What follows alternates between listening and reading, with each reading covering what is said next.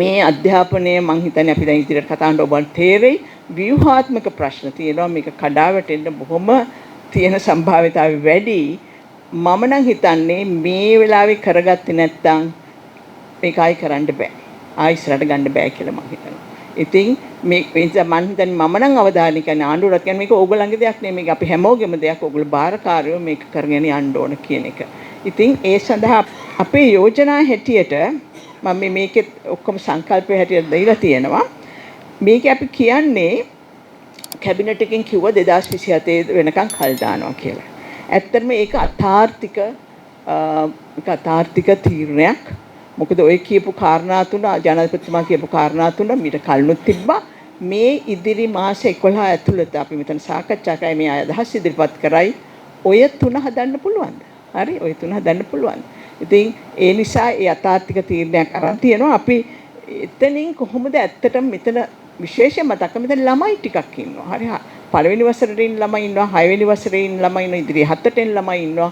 මේ අය ගැන හිතලා කවුරුත් ඇත්තටම කතා කරන්නේ නැහැ දේශපාලනය එහාට මෙහාට අදින එක. ඉතින් ඇත්තටම සමාජ මාධ්‍ය වලින් මේ මොඩියුල් වල තියෙන ප්‍රශ්න ගැන අමුතුලපනේ ආම්ද්‍රෝ මේක හොයාගෙන දාලා ඉතින් ඒක ඇවිදලා ගියා. ඒක ඒ විදිහට නිරාවරණය වෙච්ච එක හොඳයි. නමුත් සමාජ මාධ්‍ය වලටත් උද්ඝෝෂණ වලටත් යට වෙලා මේ තුනෙන් දෙක බලයක් තියෙන ආණ්ඩුව මෙහෙම මම හිතන්නේ තීරණ වෙනස් කරන එක වැරදි කියලා අපි හිතනවා. හැමෝම කියනවා ප්‍රතිසංස්කරණ අවශ්‍යයි කියලා. නමුත් ඒකේ අපි තමයි ප්‍රධාන ප්‍රශ්නය ඒ පිළිබඳ මේ ආණ්ඩුව ඒකට බැස්සේ මේක මේ අහසින් වටන දෙයක් තමන්ගේ දෙයක් කියලා ඉදිරියට අරගෙන ගියා. ඒකෙන්ද ගැඹුර තේරුම් ගන්න නැතුව අපි කැමති දිගින් දිගට මේකේ ගැඹුර ඒක පදනම ගැන මතක් කළා ඒක ඉස්සරහට යන්න. එතකොට අපි විෂයමාලා සංශෝධනය මේ ඇතිවෙච්ච අර්බුදය ආයේ එන ජනවාරි කිට්ටු වෙනට ඇති වෙනවා. මොකද මේ ජනාධිපතිතුමා කාරණා තුනක් කිව්වනම් ඒ කියන්නේ ගුරුවරුන්ගේ ප්‍රශ්නය, මොඩියුල් වල ප්‍රශ්නය, ඊළඟට සම්පත් වල ප්‍රශ්නය ඒව වෙනස් වෙන්නේ නැහැ. මම හිතන්නේ බලාගෙත් මම අදහස් දැනගන්න කැමතියි. ඒක වෙනස් වෙන්නේ නැහැ. ඒ නිසා අපි හිතනවා අපි යෝජනා 5ක් එකතු කරලා තියෙනවා මෙතන කරන්න. අපි එකින් එක යමු. මං කියන්නේ පළවෙනි එක වත්මන් විෂයමාලා සංශෝධන බහුපාර්ශවීය දිගු ගමනක ප්‍රතිඵලය. අපි මේක ජනතාවට කියන්න ඕන මේක මේ එක පක්ෂයකට අයත් කරගන්න පුළුවන් දෙයක් නෙවෙයි කියලා මම ඒක ගැන කතා කරන්න බලාපොරොත්තු වෙනවා. ඊළඟට ප්‍රශ්න මැද මොඩියුල් සමග ඉදිරියට යාම ඊළඟට මානව සම්පත් යටිතල පහසුකම් හා තොරතුරු තාක්ෂණ පහසුකම් පිළිබඳ ගැටලු විමද්දගත ප්‍රවේශයක් තුලින් ක්‍රමයෙන් විසඳා ගන්න. ඒක දැනගන්න මේ ඉසුරුපා ඉන්නයි දන්නෙත් නෑ වෙන අපි දන්නෙත් නෑ. ඒක දැනගන්න ඕනේ මේ අතරම පළාත් මට්ටමේ ඉතා දක්ෂ ලෙස පරිපාලනය කරපු අය ඉන්නවා. මම හිතන්නේ ඉතා වැදගත් මේ අවස්ථාවේ ඉසුරුපායට මේ රේකී අමාත්‍යාංශ රේතු ගන්නන්න ඇත්තටම ඕගලන්ට කරන්න පුළුවන් මේ විෂයමාල ටික හදන්න. ඒ අවශ්‍ය නිර්ණායක දෙන්න ඊට පස්සේ මේ අයට පූර්ණ බලය දෙන්න මේගොල්ලන්ට පුළුවන් කරන්න. එයා කරලා පෙන්නලා තිනවා ඌඩ සම්පත් මේ මානව සම්පත් යටිතල පහසුකම් තොරතුරු තාක්ෂණ පස්සේ අස්සේ මේගොල්ලෝ තමන්ගේ අධ්‍යාපනයේ ඉහළ නංවපු අය ඉන්නවා. අන්තිමට මම බලාපොරොත්තු වෙනවා අධ්‍යාපන සභාව කියලා එකක් ඇත්තටම හරිනී අමරසූරිය මහත්මිය තමයි ඉල්ලා හිටලා ඒක කමිටුවක් පත් කරේ ඕජී දයාරත්න බණ්ඩාර ගේ ප්‍රධානත්වයෙන් ඒ කමිටුවට කිව්වා අධ්‍යාපන සභාවක් පිහිටවන්න නිර්ණායක දෙන්න කියලා. ඒක වෘත්තිකයන්ගේ සභාවක්. ඒ කියන්නේ වෘත්තීය සමිති වලට සමාන්තරව වෘත්තිකයන්ගේ ප්‍රොෆෙෂනල්ස් සංගමයක්. අපි ඉල්ලා සිටියේ ඇත්තටම NEPF 2023 කරපු ජාතික අධ්‍යාපන ප්‍රතිපත්ති රාමුවේ මම විශේෂයෙන් එකතු කරපු දා තමයි ජාතික ගුරු සභාවක් කියන එක. නමුත් මෙතන ඒගොල්ලෝ ඊට එහාට ගිහිල්ලා ගුරුවරුන්ට පරිපාලකයන්ට ISAලට හැමෝටම වගේ ඒගොල්ලන්ගේ සර්ටිෆිකේෂන් ගන්න රාමුවක් තියෙනවා. මම හිතන්නේ ඒක සංකීර්ණ වැඩි වෙන්නත් පුළුවන්. ඒක අර ශ්‍රී ලංකා මෙඩිකල් කවුන්සිල්, ශ්‍රී ලංකා නර්සින් කවුන්සිල් වගේ ශ්‍රී ලංකා එඩියුකේෂන් කවුන්සිල් කියන්නේ. ඒක ඉතා හොඳ අදහසක්. ඒක සමහරවිට මේගොල්ලෝ බලාපොරොත්තු වුණාට වඩා ඩෙමොක්‍රටික් එකක් හින්දා දන්නේ ඔක්තෝබර් මාසේ ඒක ඇමතිනියට බාර දුන්නාට පස්සේ තාම මුකුත් වෙලා නැහැ. ඒක හදිස්සියෙම හදන්න ඕන දෙයක්. ඇත්තටම මම හිතනවා මේ ආණ්ඩුවටත් ඊට වඩා සුජාතභාවයක් තියෙනවා.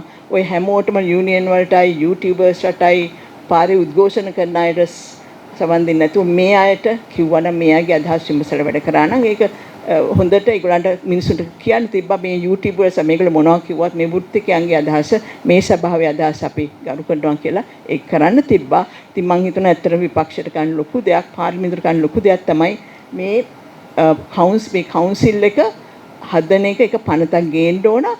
අද කිව්වා මම අහන් හිටිය එක മന്ത്രി කෙනෙක් කියනවා අපි දැනට ගුරු සභා 90ක් හදලා කියලා.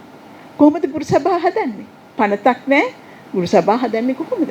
ඉතින් මම ඒ වෙලෙම ටෙක්ස්ට් කරලා ඇරියා මේගොල්ලන්ට මේක ගැන අහන්න 90ක් ගුරු සභා හදන්නේ කොහොමද?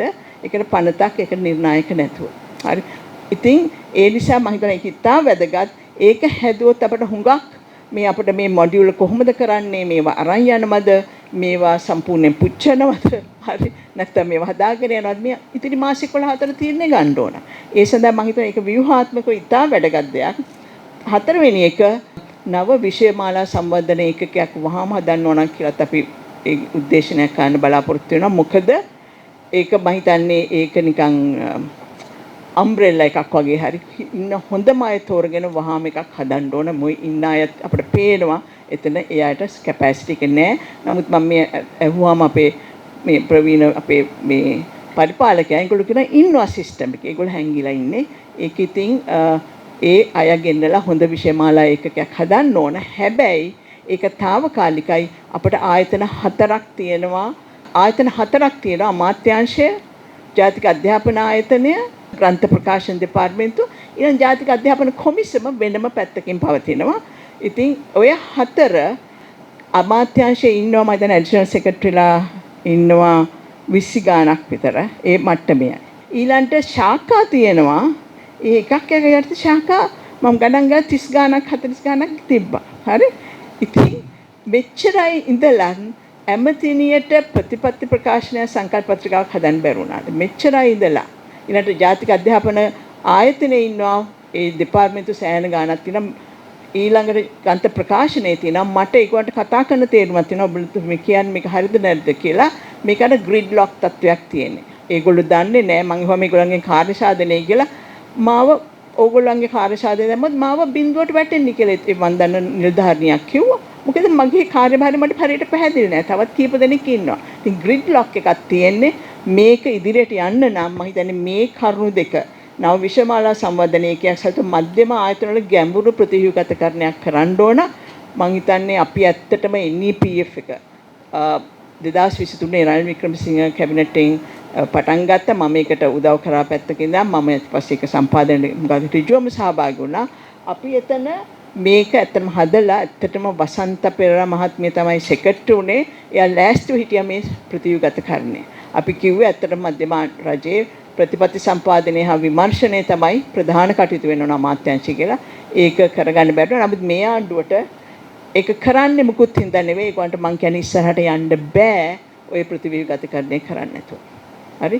ඒ ඇමතිනියට තේරුම් යන්න ඕන, තේරුම් ගන්න ඕන මේගොල්ලෝව කරගත්තේ නැත්නම් කරගන්නත් බෑ. අපිට මේ අවස්ථාව ගන්න තමයි හිතන්නේ. ඒක කියන්නේ වෘත්තිකයන්ගේ හඬ මෙම්ම සහාය ලබා ගැනීම සඳහා යෝජිත ජාතික අධ්‍යාපන සභාව වහාම පිහිටුවීම. එතකොට මේක අපිට දැනටමත් තියෙන වාර්තාවක් ඒක ඇදලා ගන්න තියෙන්නේ එළියට අරන් කතා කරන්න තියෙන්නේ. මෙතන ගුරුවරුන්ගේ හඬ එන්න තැනක් නැහැ. ගුරුවරු ඒ අධිකාරියේ පල්ලෙහාම ඉන්නේ ගුරුවරයා කොත්තන් ප්‍රවීණ ගුරුවරයෙක් වුණත් හැමදාම විභාග කළ ඇඩිෂනල් සෙක්‍රටරි මට්ටමට යන එකට පහළ ඉන්නේ. ඉතින් ඇත්තම ගුරුවරුන්ටත් ඒ මට්ටමෙන්ම ගුරු මට්ටමේ ගුරුවරයෙක් හැටියට ඉහළට යන්න විදිහක් තියෙනවා. ඉතින් ඒක කරන්න තමයි මේ ජාතික අධ්‍යාපන සභාව. මම හිතන්නේ මේ ආණ්ඩුවෙන් කරපු හොඳ දෙයක්. මට හිතෙන්නේ ඒක ඉස්සරහට යන්නේ නැහැ. ඒක හොඳ වැඩි හින්දා වෙන්නත් පුළුවන්. හරි. ඒ නිසා මම හිතන්නේ අපි ඒක ගැන සංවිධානය වෙන්න ඕන. ඒ දිගු කාලීන විසඳුමක් හැටියට මේක ප්‍රතිව්‍යුහගතකරණය කරන්න ඕන. නමුත් తాවකාලිකව නව විෂයමාලා සංවර්ධන ඒකකයේ සඳහා අලුතෙන් ඒකකයක් පිහිටවන්න ඕන. අලුත් ඒකකයක් කියන්නේ තිබෙන සම්පත් එකතු කරගෙන తాවකාලික හරි ටෙන්ට් එකක් හරි හදන්න ඕන කියලා. ඉතින් ඒ අදහස් මන් දන්නේ අද මම මේ අදහස් දුන්නා විපක්ෂයේ മന്ത്രിවරුන්ටත් ඇරියා. අප බලමු මේ සංවාදයේ විවාදයේ කොතැනක හරි ඒක ආවද කියලා. මට මෙතෙක් නම් ඇහුනේ නැහැ. මෙතෙක් ඇහුනේ කෝ මේ සම්පත් නැහැ මේ තුඩ නැතුව ඕගොල්ලෝ කොහොමද කරන්නේ කියන එක. ඉතින් එහෙම කියලා බෑ. මෙතන ළමයි ඉන්නවා. අතර විපක්ෂයට මම හිතන හොඳම ස්ලෝගන් එක මේ ළමයි ගැන මොකද ඕගොල්ලෝ කරන්නේ කියන එක අහුවලා මම හිතන ඉතින් වඩා හොඳයි. ඉතින් ඒක තවත් ඉදිරියට ගෙනියනවා නම් හොඳයි. මේ තොරතුරු ඇත්තටම මේවා ගන්න නෑ වෙන කොහෙවත්. මම එකතු කරලා තියෙනවා educationforum.lk කියන වෙබ් අඩවිය. ඔයගලන්ට අධ්‍යාපනය ගැන තොරතුරු ගන්න ඕන නම් එතනට යන්න. මොකද මේක මම 2005 ඉඳන් සම්බන්ධීකරණය කරන්නේ. ඒකුත් අය මා සංග සම්බන්ධ වුණා. මමයි ටාරා ඩිමෙලුයි කොවිඩ් කාලේ ඒකේ තමයි මේ ටික එල්ලලා තියෙන්නේ. හරි එතනට යන්න පුළුවන්. 43 සම්පූර්ණයෙන් ඒ කන්නංගර වාර්තාව ඒකේ ට්‍රාන්ස්ක්‍රයිබ් කරලා තියෙනවා. ඒතර මම මේක පෙන්වන්න යන්නේ මේ අධ්‍යාපන ප්‍රතිසංස්කරණ කියන ඒවා මේ අර 3 wheel හරවන වගේ හරවන්න බෑ. මේවා යන්නේ ලෝකයේ තියෙන ප්‍රවණතා එක්ක. මේ 43 වාර්තාව අපි කිව්වට මේක අපි අපේ ඊටාම් ආඩම්බර වුණාට ඇත්තටම එන්.එම්. පෙරේරා මහත්තයා හිරගෙදර ඉඳලා පොතක් ගැහුවා case for free education කියලා.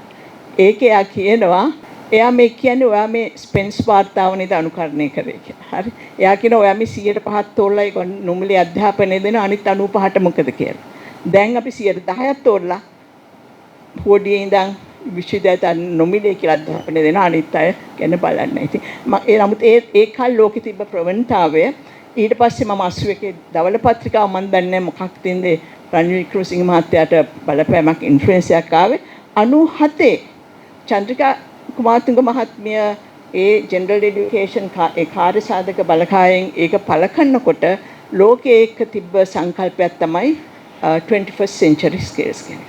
අර P21 කියලා කණ්ඩායමක් 21st century skills ඒ අදහස් වලින් ඉන්ෆ්ලුවෙන්ස් වල තමයි මේ 1997 ඒක ආවේ.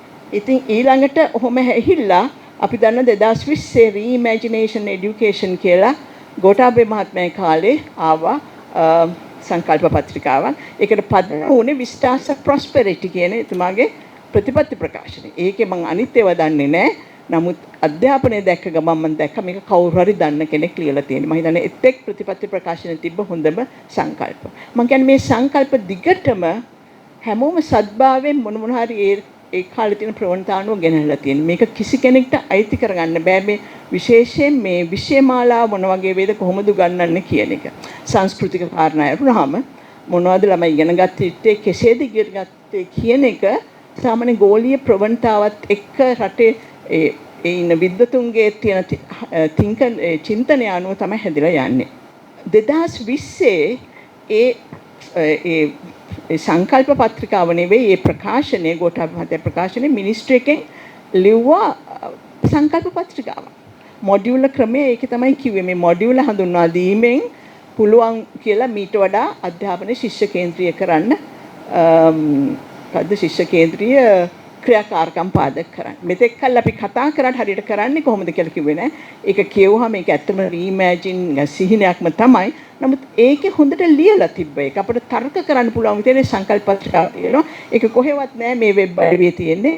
මට මේ පහුගිය කාලේ ප්‍රෙසිඩෙන්ෂල් සෙක්‍රටරියට වැඩ කරන මට ඒව හම්බුණා. මම ඒව වහම ගිහිල්ලා posting in the public interest කියලා හම්බෙන ඕන කෙනෙක් මෙතන දානවා. දාලා තියෙනවා. ඒක ඇත්තටම මං හිතන්නේ මේ ආණ්ඩුවයට මං කියනවා ඒක බලන්න කියලා. එතකොට ඒක ඇත්තටම ඒක තමයි පදනම මේ අද කරන දැන් ප්‍රතිපත්තිවල. වෙලා තියෙන්නේ කාලයක් සමග 2020 ඉඳන් 24 වෙනකන් ඉතාම කැළඹිලි කාර්යයක්. අපි දන්නවා කොවිඩ් ආවා ඊළඟට ආර්ථික අර්බුදය ආවා ජනාධිපතිවරු අපට මාරු වුණා. ඉතින් මේ අනුව ඇත්තටම මේ මම දන්නවා NIE ගැන හැමෝටම ප්‍රශ්න තියෙනවා. මම දන්නවා මේ මිනිස් එක පැත්තකින් මොනතරම් දුෂ්කරතා මැද්දේද කියලා. මට මතකයි රනිල් වික්‍රමසිංහ මහත්මයා ජනාධිපති වුණාම වහාම ඒගොල්ලෝ ගෙන්නවා ඕක නවත්තන්න කිව්වා. අපි අධ්‍යාපන ප්‍රතිපත්ති හදනකම් ඕගොල්ලෝ ඕක නවත්තන්න කිව්වා. ඒ විදිහට ඉතින් මම කතා කළා ඒගොල්ලන්ගේ අපේ ප්‍රතිපත්තියයි ඒකේ අරමුණුයි සමාන වෙනවා නම් මගේ ඒකේ යම්කිසි වරදකුත් ඇති. නමුත් අපි දන්නේ ඕකේ අන්තර්ගතය බලන්න බෑ. ඒක මිනිස්ට්‍රිකෙන් කරන්න ඕන දෙයක්. නමුත් ඔය විදිහට නොයෙකුත් නායකත්වය යටතේ එන හැම එක්කෙනාම සතුටු කරන්න ගිහිල්ලා දැන් තියෙන්නේ අච්චාරුවක්. මේකේ තියෙනවා ෆින්ලන්තයේ තේමා ක්‍රමයක් විෂය වලට ඔබලා තියෙනවා. හරි ෆින්ලන්තයේ තේමා ක්‍රම. ඊළඟට කළා තියෙනවා ඇමරිකාවේ GPA ක්‍රමය, grade point average ක්‍රමය. ඒකත් සංකීර්ණයි. හරි හොඳයි. නමුත් ඒකත් දාලා 아무ත් අපිට බෑනේ O level A level නැතුව.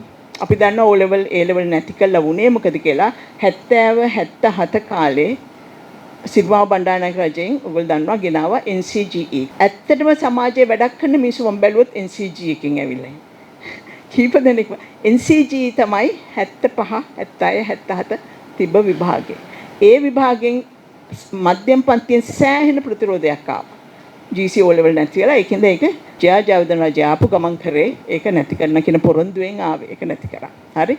ඒ විභාගය. ඉතින් මේක මේ GC O level එක නැති කරලා බෑ. ඒක හැබැයි ඒකත් හොඳ ඔය තුනම තියෙන ඉතාම සංකීර්ණ ක්‍රමයක් මේක. මම කිව්වේ කාටද අපි මේක පොඩ්ඩක් කරන්න දීලා බලමු මැදදී මේගොල්ලෝ තේරුම් ගන්නවා මොකද්ද ප්‍රශ්නේ. එතකොට අපි මේක අධ්‍යයනයක් ඉදලා කරමු. නමුත් කරන්න ඕන එක කරන්න ඕන මේකේ බැරෑරුම්කම ඇත්තටම දන්නේ නැතුව කොච්චර paludu තියනවද දන්නේ නැතුව මේ අධ්‍යාපන ඇමතිනේ මේක තමයි දෙයක් කළා බාර අරගෙන දැන් එරිලා ඉන්නේ. ඉතින් මම හොඳම දේ ඒගොල්ලන්ට මේ අවස්ථාවේ ආයෙ මතක් කරලා යන්න මේක ඇත්තටම මේ හැමෝම මේ දිගට ගෙන ආපු දෙයක් අපි මේකේ බාරකාරයෝ අපි මේක කරනවා අපි හැමෝම වැරදි හදාගෙන යමු කියන තත්ත්වය එනවා මම දන්නේ ඒගොල්ලෝ එයිද කියලා අපි ඒගොල්ලන් බල කරන්න ඕනේ එන්න කියලා නැත්තම් මේක අනා ගන්නවාමයි මොකද මගදී හදන්න තියෙනවා ගොඩක් දේවල් නමුත් අපි හැමදාමත් කතා කළා මේ ශිෂ්‍ය කේන්ද්‍රීය ක්‍රියාකාරකම් පාදක අධ්‍යාපනය හැමදාමත් කතා කළා අන්තිමට කරපු දෙයක් නැහැ. ඉතින් මේ වෙලාවේ මහා වියදමක් කළා අපි යමක් කළා තියෙනවා. ඒක මගේ අදහස. මේකේ අපි දැන් යන්නේ 2 හා 3 ගැන කතා කරන්න. ඕනම ලොකු ප්‍රතිසංස්කරණ ව්‍යාපෘතියකට තියෙන්න ඕනේ ඒක කරනවා නම් ආණ්ඩුවකින් බොහොම අධිෂ්ඨානශීලී අවංක විවෘත නිර්භීත කැපවෙච්චි දේශපාලන අධිෂ්ඨානයක් තියෙන නායකත්වයක් තියෙන්නට ඕන. දැන් අපේ දැන් කන්නංගර ප්‍රතිසංස්කරණ ක්‍රියාවලිය ඒ වගේ බය නැතුව තමන්ගේ අතට අරගෙන ඒක එන අභියෝග වලට මුහුණ දීලා ඒ කතාව අපි ඔක්කොම දන්නවා. අපහ මෙතන රිපීට් කරන්න ඕනේ නැහැ කොහොමද කන්නංගර ප්‍රතිසංස්කරණ තදින් ස්ථාපිත වුණේ. ඒකේ ඵලය අති විශාලයි. අදලා තියෙන ලොකුම ප්‍රශ්නේ තමයි මේකට පෙනී ඉන්නවද නැද්ද කියන එක අපිට හොයාගන්න බෑ. සමහර වෙලාවට කියනවා මේක ආණ්ඩුවේ එකක්. සමහර වෙලාවට කියනවා නෑ මේක ඔක්කොම කට්ටියක හදපු එකක් කියලා. එතකොට ඒ වගේ මහා ව්‍යාකූලතාවක් ආණ්ඩුව ඇති කරලා තිබෙනවා. ඒ වගේම තමයි අපිට පේනවා සමහර නිලධාරීන් බිල්ලට දෙමින් තිබෙනවා. දැන් අර කොළඹ විශ්වවිද්‍යාලයේ අධ්‍යාපන පීඨයේ ඉඳලා ආපු මහාචාර්යවරියක් මේ ආව විතරයි එයා ගියා අතහැරලා දාලා මේ මම හිතන්නේ එයාට යන්න කිව්වා. මේ ඊළඟට දැන් ඔය දර්ශන ආචාර්ය එයා ගෙදර ගිහිල්ලා තියෙනවා. එහෙම ගත්තාම පස්සේ අපිට පේනවා තමන් දේශපාලන නායකත්වයක් හරියට නොදීමේ වරද වෙන අයට පටවලා අද විශාල වශයෙන් මේ නිලධාරී කණ්ඩායම ගුරුවරු කණ්ඩායම මේ ප්‍රශාසකවලට එක අතර ගන්න ඕනේ කණ්ඩායම පීනලයිස් කරගෙන යනවා. ඕක ඔහොම ගියාට පස්සේ අපිට මේ වගේ කොච්චර කතා කළා මේවා බිම පිහිටවන්න අමාරු වෙනවා. මොන මිනිස්සුන්ට මේකේ තියෙන විශ්වාසය නැති වෙලා ඔය පොඩි කෑල්ලකින් මහ විරෝධයක් මතු කරගන්න පුළුවන්. ඔය ලිංගික වෙබ්සයිට් වගේ දේවල් ප්‍රශ්න එන්නේ එහෙමයි. අවසාන වශයෙන් ගත්තාම පස්සේ මහා ව්‍යාකූල භාවයක් සමාජයේ ඇති වෙනවා. ඊළඟට අධ්‍යාපන ප්‍රශාසකරණ පිළිබඳ මොකක් හරි මතයක් දෙන එකත් මහා ව්‍යාකූලයි. දැන් අධ්‍යාපන ප්‍රශාසකරණ වල මොකක් හරි විවේචනයක් ගේනකොට අහන්නේ ඇයි අධ්‍යාපන ප්‍රශාසකරණ එපාද? ඒ දෙක අතර කිසිම සම්බන්ධයක් නැහැ. ප්‍රශ්නේ අහන්නේ වෙන එකක්. දැන් මම කියනවා මේ බිත්තරේ කුණු වෙලා කියලා. ඒ කියන්නේ බිත්තර කන්න එපාද? නැත්නම් ඔයා හොඳ බිත්තරයක් දාලා පෙන්නන්න. වගේ කතා තමයි කියන්නේ. එහෙම එතෙන්ට මේ සමාජ දේශපාලන සංවාද විස්තාම අධ්‍යාපන වගේ වැදගත් විෂයක් සම්බන්ධව සමාජයේ තල් වෙලා ගියේ ඊටාත්ම easy going approach එකකින් මේක අතට අරගෙන අද මේක ඔහේ යන්න අතහැරලා තම තමන්ගේ වැඩ බලාගෙන ඉන්නවා. ඒ වගේම තමයි මේකට මූණ දෙන්න දැන් යොදාගෙන තිබෙන ක්‍රමවේද ගත්තාම පස්සේ සමාජයේ තවදුරටත් දේශපාලන වශයෙන් විශාල බෙදීමක් ඇති කරලා polarization එකක් ඇතිලා hatred feeling මතු කරලා ඉවරලා අධ්‍යාපනයේ වගේ මේ විතාම වැදගත් විෂයක් සම්බන්ධ කරන කතාව අන්තිම අරාජකවාදී ගැටුම්කාරී තැනකට ඇදලා දාලා තිබෙනවා. අවසාන වශයෙන් වෙන්නේ මොකක්ද දන්නවද? මේ වෙනුවෙන් කතා කරන්න යන තමුන්නාන්සේලත් පේනලයිස් වෙනවා සමාජයේ ඉස්සරහ. ඒව අවදානමක් තියෙනවා. මම හිතන්නේ මේ ප්‍රශ්නේ ඉස්සෙල්ලා බේර ගන්න ඕනේ මේ වෙන දේශපාලනීකරණයෙන් මේක මුදව ගන්න. කොළඹ මෙඩිකල් ෆැකල්ටි එකේ 1995 දී කරිකියුලම් චේන්ජ් එකක් කරනවා. ඒක තමයි මම හිතන්නේ ලංකාවේ এডুকেෂන් හෝ හයර් এডুকেෂන් ඉන්ස්ටිටියුට් එකක් පළවෙනි වතාවට මේ student centered education and modular system and continuous assessment කියන එක මම ඒකේ 4th batch එක IBS 4 කියලා අපි කියන්නේ මම ඒක මතක් කරේ modular system එක පිළිබඳව ලංකාවේ ඒක higher education එකක් තමයි නමුත් experience එකක් තියෙනවා ඒකේ හරි ගිය තැන් වැරදිච්ච තැන් ඒකේ challenges ගැන ඉගෙන ගන්න අවශ්‍ය නම් විශේෂයෙන්ම අපේ faculty එකේ මේ ප්‍රශ්නේ ගැන මට එකක් තමයි ප්‍රතිසංස්කරණ කියලා කිව්වහම විෂයමාලා ප්‍රතිසංස්කරණය යටිතල පහසුකම් මේව කරන එක සහ ඒ ප්‍රතිපත්ති කියලා අංශ ටික තියෙනවා. දැන් මේ අංශ වලින් අපි හැමෝටම තේරෙනවා කතා කරනකොට සෑම අංශයකම වගේ ලැප්සස් තියෙනවා. ප්‍රධාන වශයෙන්ම මේකේ අධ්‍යාපන ප්‍රතිසංස්කරණයේ කුමක් සඳහාද කියන මේ concept එක හදලා නැහැ මුලින්ම කියන එක.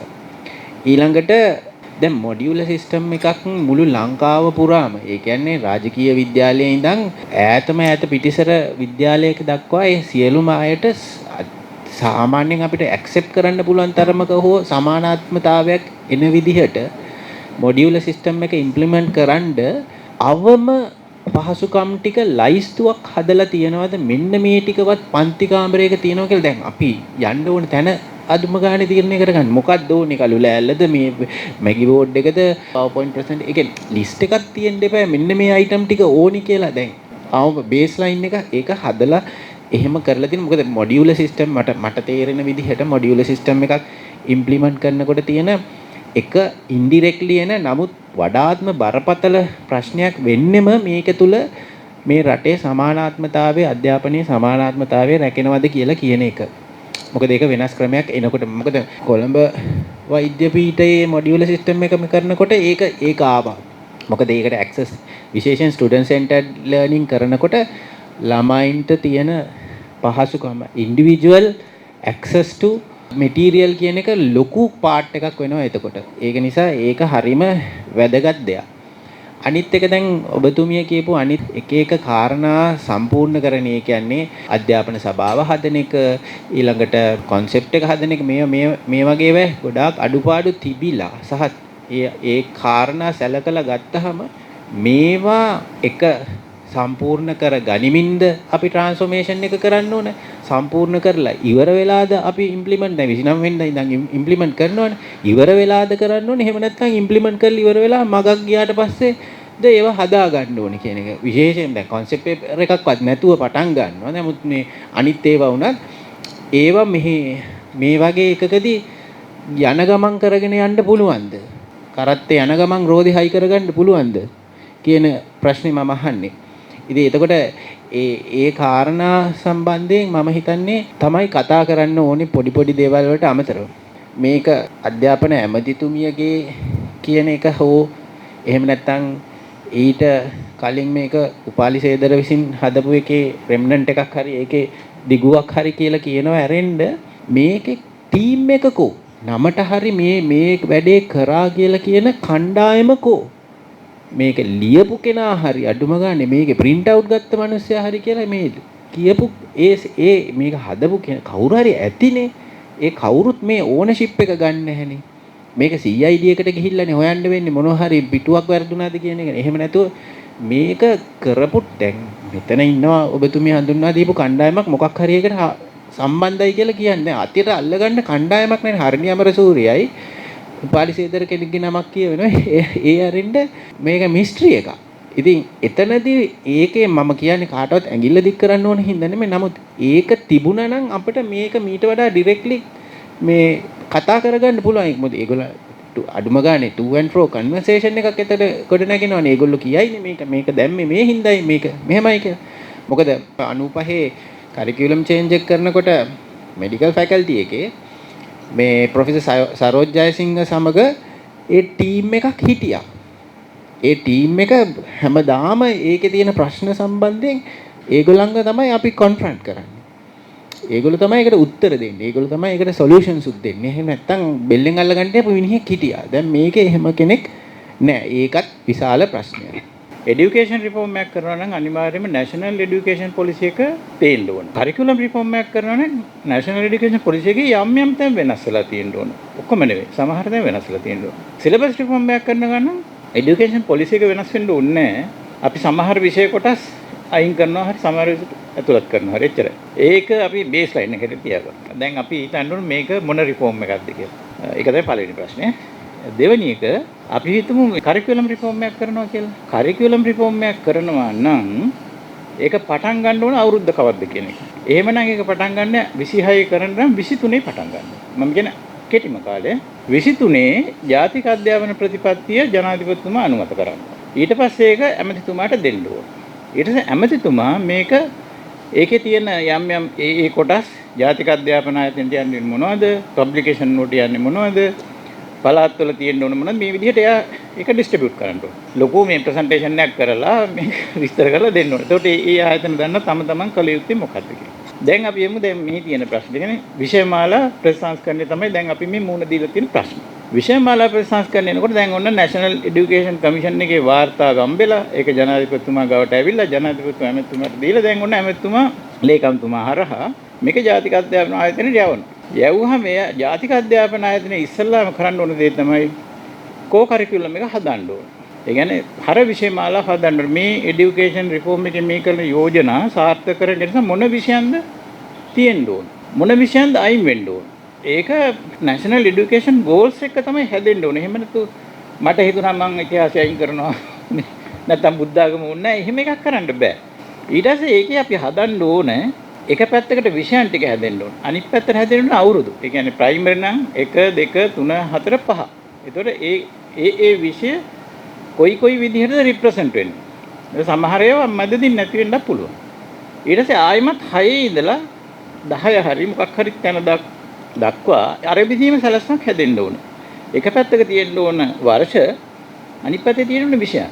ඒ එක විෂයන් කොහෙද රිප්‍රසන්ට් වෙන්නේ කියන එක හරියට පැහැදිලිව ලේඅවුට් කරන්න. ඒ ලේඅවුට් එක කම්පෙයාර් කරලා බලන්න ඕන අර ජාතික අධ්‍යාපන කොමිසමේ වාර්තාවත් එක්ක මැච් වෙනවද කියලා.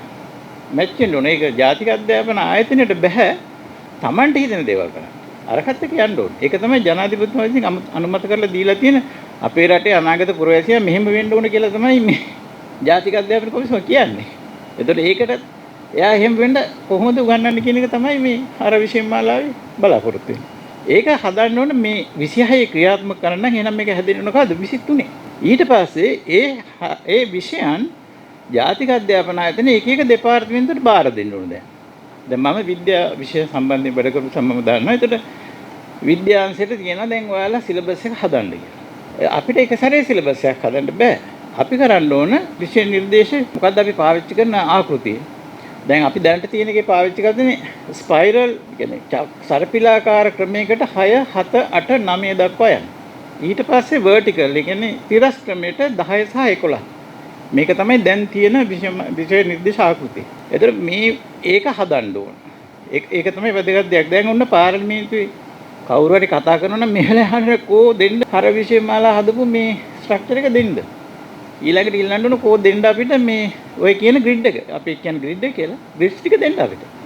දැන් ඒව දුන්නා නම් ඔය මේ දැන් කියන ඔය ගොසිප් වලින් එළියට එන්න පුළුවන්. අපි ග්‍රිඩ් එක දිහා බලුවම අපිට තේරෙනවා ග්‍රිඩ් එකේ තියෙනවා කන්ටෙන්ට්ස් යුනිට් තියෙනවා. ඊළඟට ඒකේ සබ් යුනිට් ටික තියෙනවා.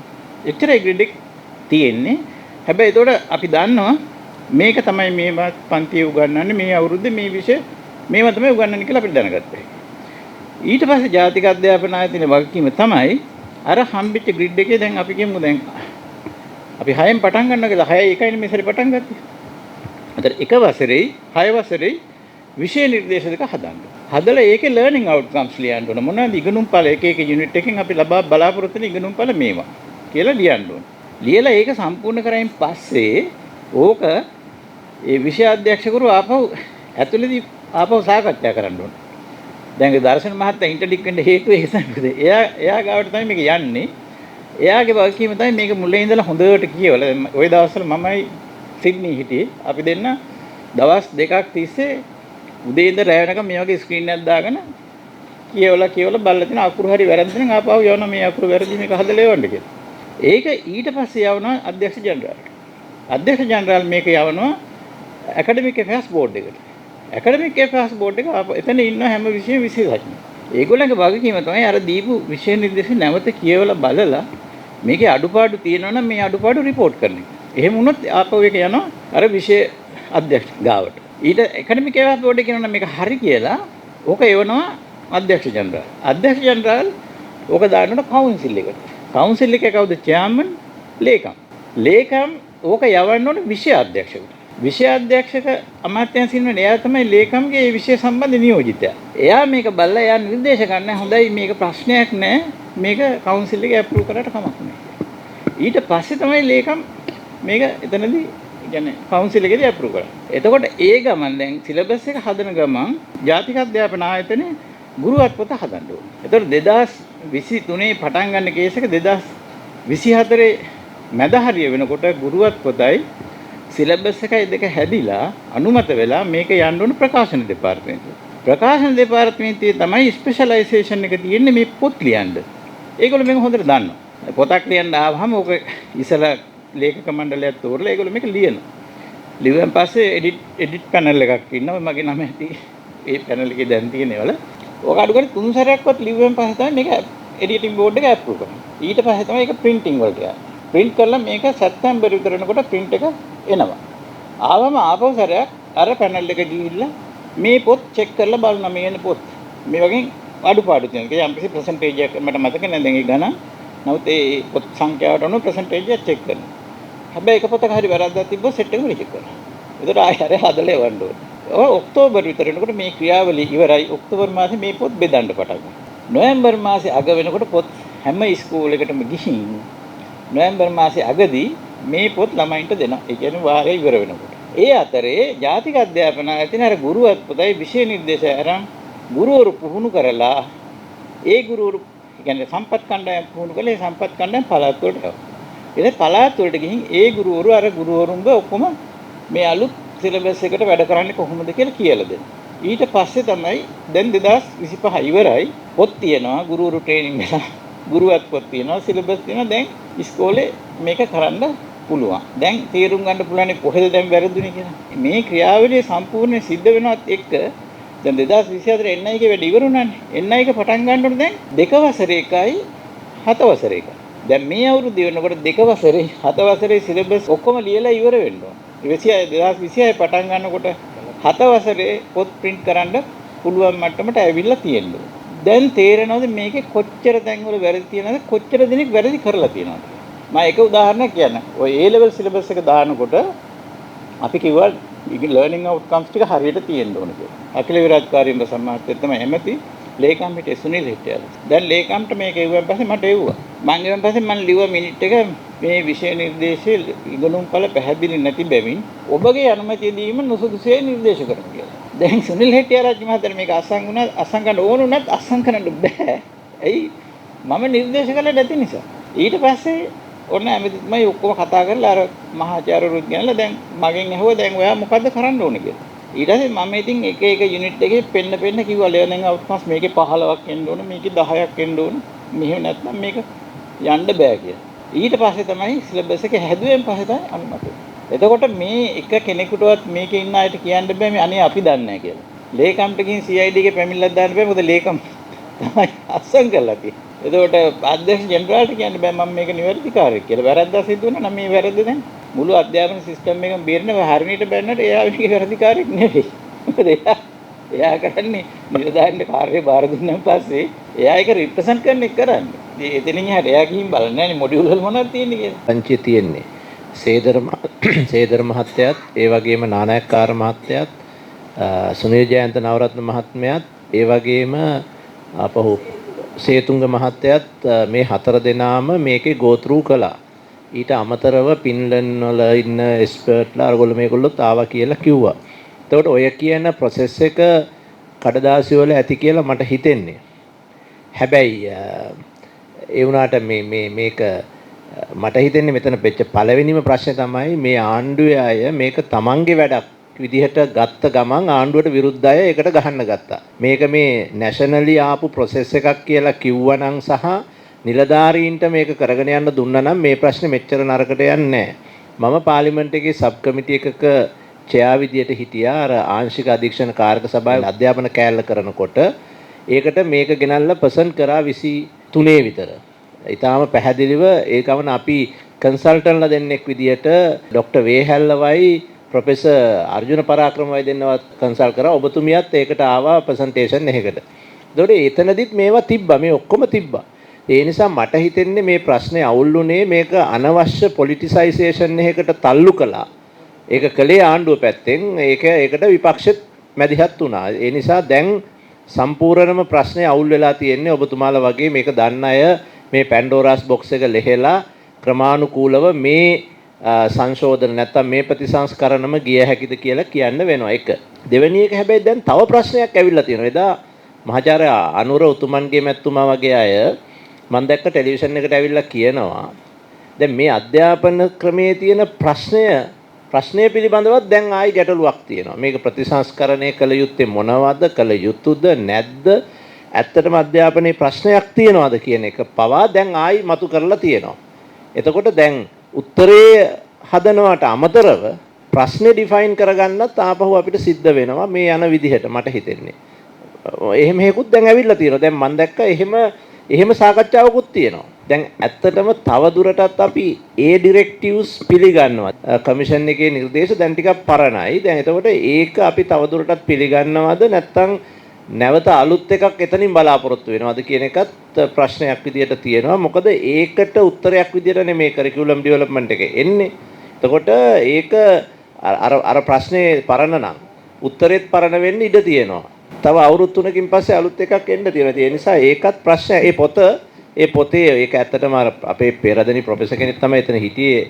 එතුමා අබේගුණවර්ධන මැතිතුමාලා එහෙම මේක ගැන කියපුවා දැන් පරණයි කියලා මට හිතෙන්නේ. සුජාතා ගමගේ මැතිණිය කිව්වා වගේ මේ ශිෂ්‍යයන් සඳහා ඒකනේ අරමුණ දරුවන් සඳහා. දැන් මේක දැන් 6 වෙනි ශ්‍රේණියේ මේක කල් දැම්මා. පළවෙනි ශ්‍රේණියේ 28 වෙනිදා පටන් ගන්නවා. දැන් මේකේ අවසාන ප්‍රතිඵලය මොකද්ද? දැන් පළවෙනි ශ්‍රේණියේ QR කෝඩ් තියෙනවා දල වශයෙන් 143ක් වෙනවා. 143ක් තියෙනවා. ඉතින් මේවා ඒ දරුවන්ට ඉදිරිපත් කිරීම සඳහා සෑහෙන තාක්ෂණික පහසුකම් අවශ්‍ය වෙනවා. නේ? සෑහෙන තාක්ෂණික පහසුකම්. එතකොට ස්මාර්ට් ෆෝන් අවශ්‍යයි. එතකොට සුහුරු උපකරණ අවශ්‍යයි. පරිගණක තාක්ෂණ යන්ත්‍රණ අවශ්‍යයි. දැන් මේවා තියෙනවා. දැන් මේකේ එක අරමුණක් හැටියට රජය ප්‍රකාශ කරන්නේ මේ විෂමතා අසමානතා අඩු කිරීම. ඒ කියන්නේ සියලුම දරුවන් පෙනී සිටින්නේ පොදු විභාග සඳහා. ඒතකොට වරප්‍රසාද තියෙන ළමයින් හා ග්‍රාමීය පරිසරයක වරප්‍රසාද නැති ළමයින් මේ දෙක අතර තිබෙන පරතරය හැකියතාක් ප්‍රමාණයට අඩු කරලා සෑම දෙනාටම සමාන අවස්ථා සපයා දීම තමයි මේකේ ප්‍රධාන අරමුණක් හැටියට විස්තර කරලා දෙන්නේ. හැබැයි අවසානයේ මේකේ වෙන්නේ ඊට සම්පූර්ණයෙන් ප්‍රතිවිරුද්ධ දෙයක් නේද? දැන් කොළඹ රාජකීය විද්‍යාලයට හෝ සාන්ත තෝමස් විද්‍යාලයට යන්න නම් Apple කම්පියුටර් නැති දෙයක් නැහැ. හැමදේම තියෙනවා. දැන් මේවට ප්‍රවේශය ලබා ගැනීම සඳහා ග්‍රාමීය පරිසරයක දරුවෙකුට කොහෙත්ම පුළුවන් කමක් නැහැ. ඉතින් දැන් මේ ආචාර්ය සුජාතා ගමගේ මැතිණිය කිව්වා වගේ ප්‍රධාන ප්‍රශ්න තුන ගුරුවරුන් පිළිබඳ ප්‍රශ්නය, මොඩියුල පිළිබඳ ප්‍රශ්නය හා පහසුකම් පිළිබඳ ප්‍රශ්නය. ඉතින් මේවා ගැන අවධානය යොමු කළා නැති බව. මේක දැන් පළවෙනි ශ්‍රේණියේ ළමයින්ට ක්‍රියාත්මක කරනවානේ. ඊට තව සතියකින් මේක ක්‍රියාත්මක වෙනවා. ඒතකොට මේ ක්‍රියාත්මක කිරීමේදී මොකද්ද අවසාන ප්‍රායෝගික ප්‍රතිඵලය? විෂමතා, අසමානතා වැඩි වෙනවා මිස කිසිසේත් අඩු වෙන්නේ නැහැ. ඉතින් සමාජ සාධාරණත්වයේ දෘෂ්ටි කෝණයෙන් බලනවා නම් මේක සම්පූර්ණයෙන් කවුන්ටර් ප්‍රොඩක්ටිව්. ඉතින් මේ putting the cart before the horse මේ අවශ්‍ය පරිසරයේ අවශ්‍ය පහසුකම් සපයා දෙන්නේ නැතුව මේක ක්‍රියාත්මක කිරීමෙන් විශාල හානියක් වෙනවා කියන එක මගේ අදහස. දැන් ඒකෙදී කරිකියුලම් එක චේන්ජ් කරන විදිහ ඉතාම පැහැදිලි. එතන මම ගොඩාක් දේවල් ඉගෙන ගත්ත එකේ. නමුත් දැන් මේක උගන්වන්නේ කුමන ක්‍රමයෙන්ද කියන එක. ඒ කියන්නේ ස්ටුඩන්ට් සෙන්ටර්ඩ්ද එහෙම නැත්නම් සාමාන්‍ය one way lecture system එකේද කියන්නේ මේ මොඩියුලර් system එකේද නැද්ද කියන එක තීරණය කරන්නේ කොතනින්ද සහ දැන් අද කරන්න හදන්නේ මොකද්ද? ඒ 88 කරන්න හදපු ටිකනේ මේ කරන්න යන්නේ.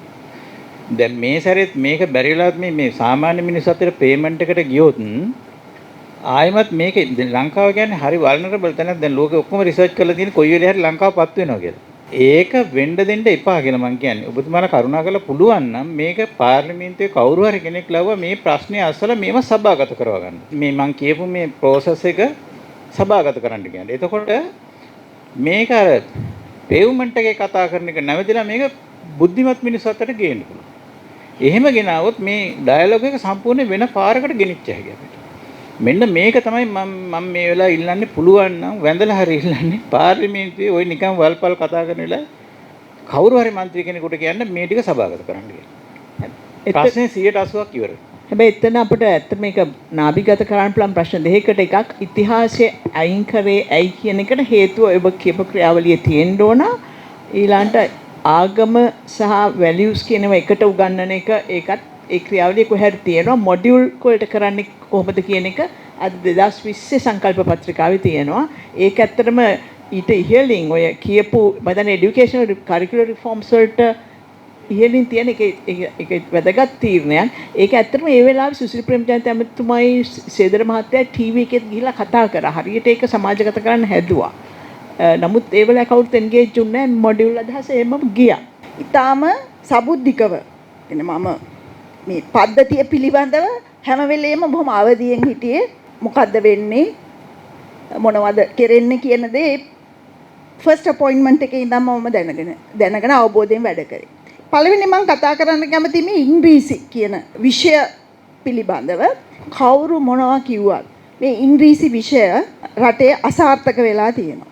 විවිධ ගැටලු අපිට තියෙනවා. මම ඒ ගැටලු විදිහට දකින්නේ කවුරු හරි රිසර්ච් එකක් කරොත් මේ ටෙක්ස්ට් බුක් 50%ක්ම පාසල්වල භාවිතා කරන්නේ නැහැ.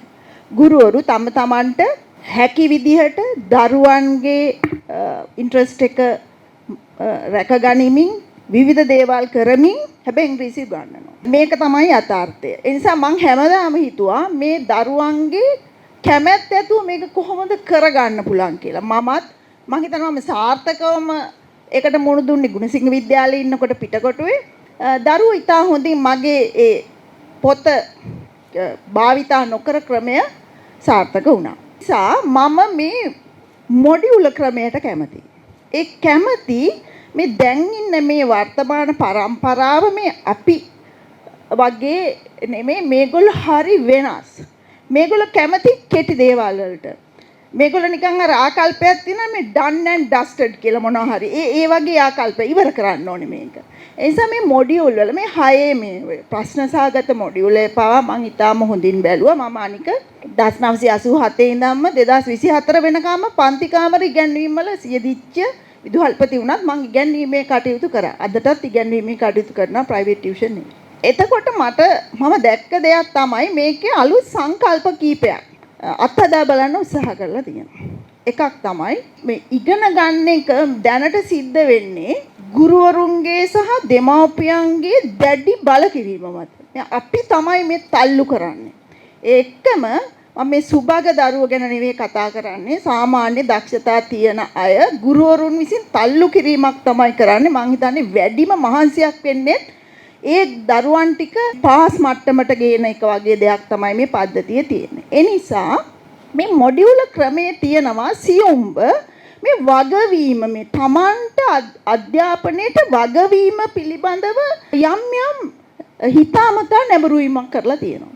ඒ නිසා සොයන් ඇගීම් ක්‍රමයක් තියෙනවා. ඒ වගේ මී, අයි, මයි තියෙන අර දුරස්ථභාවයක් නෑ මේ මොඩියුල් එකේ.